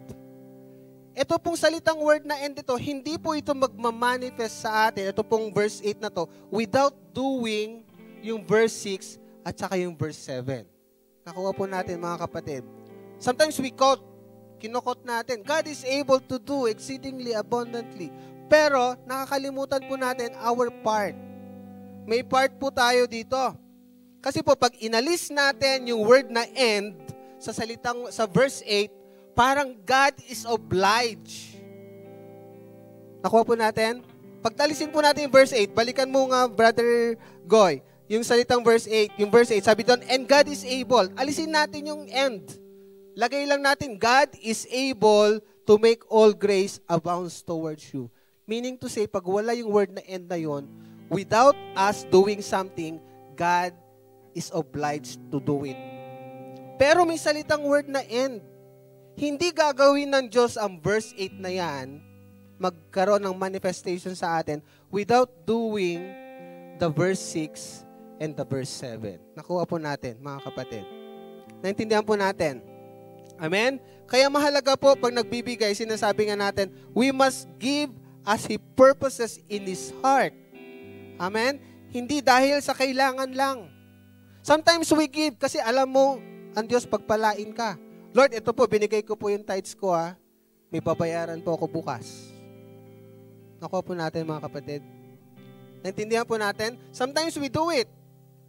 Kasi alam mo, obliged ka magbigay ng tithes kasi alam mo, pagpapalain ka ng Panginoon. Pero nakakalimutan po natin na we should not give because we want an exchange. Hindi ka nagbibigay kasi gusto mo na may kapalit. Nakuha po natin. Kasi unang nagbigay ang Diyos eh. Nakuha po natin. Naintindihan po natin, we should not give because we want an exchange. Lord, ito po yung tithes ko. May babayaran po ako kinabukasan. May kailangan po akong ganito. Kasi bago ka pa humingi, alam naman ng Diyos yung pangangailangan mo. Naintindihan po natin. Kaya nga po, when we give, we must give, sabi dito, we must not give grudgingly. Meaning to say, yung merong lungkot, may sadness sa puso. Ang isa pong nalulungkot pag nagbibigay, amen, tandaan po natin to. Ang isang nalulungkot whenever the person gives, it's because the person is attached to the money. Naintindihan po natin. If you are not attached to the money, remember po, sabi sa Job 1:21, we don't own anything in this world. Nakuha po natin. Kaya pag wala kang pag-aari sa mundong ito, amen, hindi masakit sa'yo ang magbigay. Kasi alam mo yung hawak mong pera na yan, yung alam mong hawak mong kayamanan na yan, hindi naman talaga sa iyo yan eh. Naintindihan po natin. Kaya whenever we give, amen, nagbibigay tayo na walang sakit. Kasi alam mo sa sarili mo, hindi iyo iyan. Naintindihan po natin, mga magulang, mga kapatid. Amen? Kaya whenever we give, we must give, sabi doon, with a cheerful heart. Amen? At yung sukatan na ginagamit mo, amen, yun din sukatan na gagamitin sa'yo ng Diyos. Kaya sometimes po, we should not quote the verse as if it is. Amen? Ibig sabihin, tulad yan, binanggit ko po kanina, na ang Diyos po is responsible only in making all grace abounds towards you when we done our part. Pag ginawa mo yung part mo, doon lang siya obligado gawin yung bahagi niya. Naintindihan po natin. Hindi po siya obligado talaga pagpalain ka. Bakit? Kasi may kailangan po tayong gawin na bahagi po natin. Amen? Kasi kung obligado pong pagpalain po tayo ng Diyos, wala na po dapat mahirap ngayon. Naintindihan po natin. Pero since hindi po obligado ang Diyos pagpalain ka, without you having, doing something, kung di naman po natin ginagawa yung part natin, He is not obliged to do it. Naintindihan po natin mga magulang, mga kapatid. Handa na po ba yung ibibigay natin sa Panginoon? Amen? Are we obliged to give? Amen? We must give base po sa puso po natin. Amen? Heavenly Father, we thank you, God, sa pagkakataong ito na ibinigay niyo po sa amin. Lord, we are here to give what belongs to you. Lord, as a sign of our love sa iyo, kami, Panginoon, ay tumutugon, Lord, sa iyong panawagan that we must give our tithes and our offering. Salamat po, Diyos, na sa mga bagay na ito po'y magamit para sa iyong kaluwalhatian. Ito, Panginoon, ay magamit lamang, Panginoon, sa naayon sa iyong kalooban. At salamat po, Diyos, sa bawat isa na narito upang ibigay ang bahagi na nararapat sa iyo. Continue to bless them. Continue to prosper them, O God. Dahil sabi mo sa iyong salita, O God, na kami ang lahat ng nagtitiwala sa iyo, kailanman na hindi mo pinababayaan. At salamat po, Diyos, sa mga bagay na ito na amin pong inihahandog sa iyo. Kayo, Panginoon, ang maluwalhati, madakila, Panginoon. We honor you, we glorify you, God. This we ask. In Jesus' name we pray. Amen.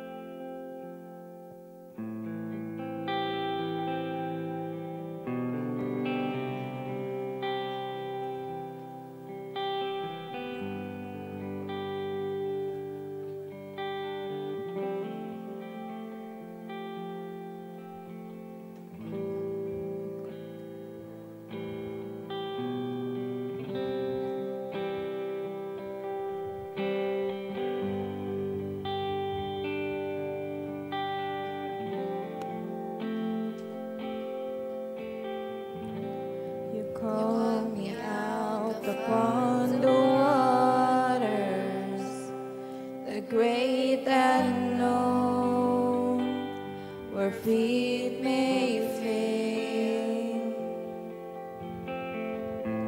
and there I find you in the mystery, in oceans deep, my faith will stand, and I will call upon your name, and keep my eyes above the waves. When oceans rise, my soul will rest in your embrace, for I am yours, and you are mine.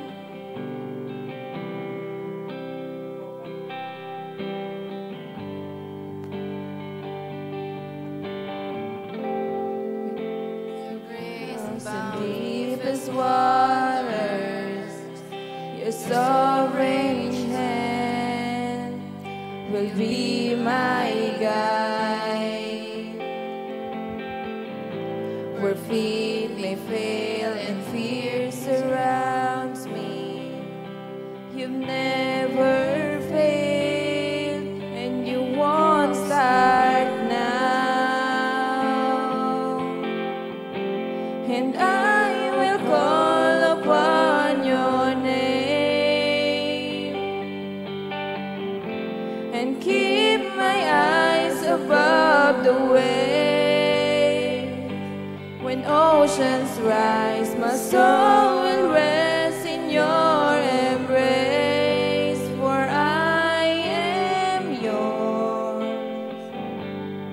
You are mine. Your spirit leads me where my trust is without borders.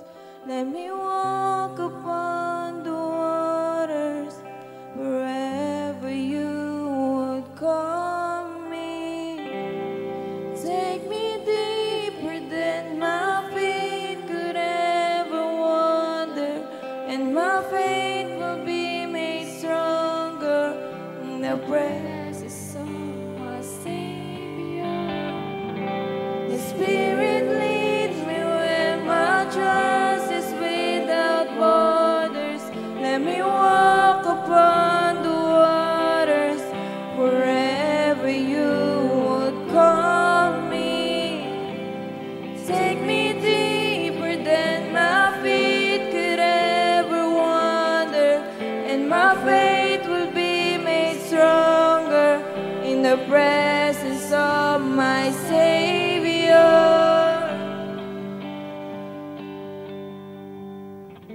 So I will call upon your name,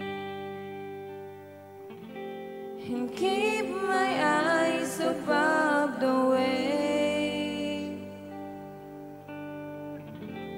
My soul will rest in your embrace, for I am yours, and you are mine.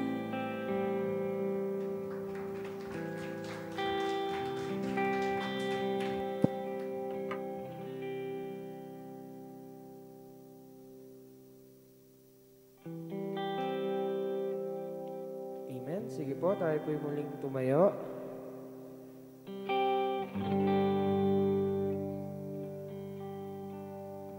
Pwede po muna tayo umupo ulit at meron pa po pala tayong announcement. Amen. Exercise lang tayo. Announcement.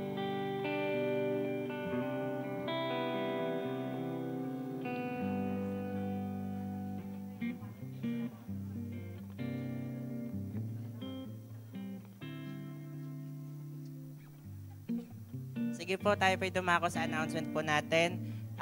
Next Sunday po ay first Sunday na po ng November 5, 2023. Makakasama po natin yung mga kapatiran po natin sa iba't iba po nating mga satellite churches. Next po, Speak Life po, Lunes po ng 7:30 p.m. sa mga gusto po na magbahagi ng live testimony po nila, pwede po kayong lumapit sa akin. Opo, okay, si Sir May po. At Tinig ng Pag-asa every Thursday, 7:30 p.m. Makakasama po natin yung mga pastors po natin mula sa iba't ibang mga satellite churches po ng Jesus Be Lifted Up para po ituro po yung personal revelation po nila sa ating team ngayong buwan. Midweek service naman po every Wednesday, 7 p.m. Wala po tayong Facebook Live, kaya po we encourage everyone po na makasama po namin dito sa church. Soaking po every Friday po, 7:30 p.m. Ngayon pong first Friday na po. Okay. Ngayon first Friday na po, worship team po ang naka-assign po sa ating soaking. Yan po. J Blue Leaders and Workers Spiritual Feeding every Tuesday po 8 p.m. via Zoom. Makakasama po natin po dyan kasama po natin yung mga kapatid po natin mula sa Mindoro po and sa ibang satellite churches po via Zoom. Online prayer gatherings naman po, Monday to Friday, 4 a.m. po ang mga fathers. Mothers naman po, Monday to Saturday, 5 a.m. And pastors naman, Monday to Friday, 5 a.m. So yun po. Yan po si Engineer Jan po. Meron po silang immediate hiring po sa marketing staff po natin. Pwede nyo po, yan. Makikita nyo po yung job qualifications. Usod nyo pa ng konti. Yan. Tapos, usod pa. Yan. Baba pa. Baba na. Baba po natin. Yan. Pwede nyo pong isend yung resume nyo po, yung CV nyo po sa email address at or sa contact number. And, usod pa. Yan. Office address po natin sa 7425 Unit 4, General Emilio Aguinaldo Highway, Barangay Habaydos, Bacoor, Cavite. Kay Pastor Jan po, Pastor Jan, hatibag po ito ng Camellia po. So, nagana po sila ng marketing staff. And additional announcement din po yung anniversary po ng ating J Blue Calapan sa December 1 and 2 po. And last po, meron po tayong, yung mga mothers daw po ay inaanyayaan po ni Pastor Rio na may practice daw po ng 1:30 p.m. Sige, next. Yan po.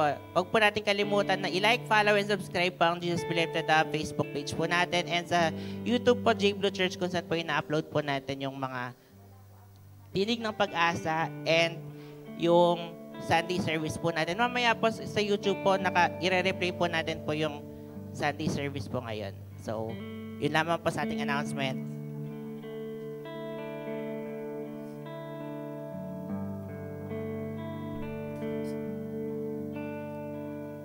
Tayo po'y tumayo at tayo po'y mananalangin. Pero palakpakan po muna natin ang ating Panginoon. Amen! Hallelujah! Sabi mo sa katabi mo, napagpala ka ba? Praise the Lord. Sige po, tayo po'y pumikit at tayo po'y manalangin. Ama namin Diyos na buhay na makapangyarihan sa pangalan ng aming Panginoong Isus. Salamat Panginoon sa iyong salita na aming napakinggan. Tunay nga o Diyos na ang aming buhay pinagkakatiwala namin sa iyo. Tunay nga Panginoon na inaamin namin na kung wala ka, wala po kami magagawa. At tunay nga o God sa aming pag-uwi sa aming kanya-kanyang tahanan. Kung paano niyo po kami din narito Panginoon, ay ganyan niyo po kami iuwi sa aming mga tahanan. Salamat Lord at baunin ng bawat isa ang pag-ibig mo at ang kagalakan ay palagi naming maranasan habang kami Panginoon ay lumalakad sa mundong ibabaw na ito. Pinupuri ka namin, pinapasalamatan sa matamis na pangalan ng aming Panginoong Isus. At lahat po'y magsabi ng Amen! Praise the Lord! Joy, speak up for joy, overflowing well, no tongue can tell. Joy, speak up for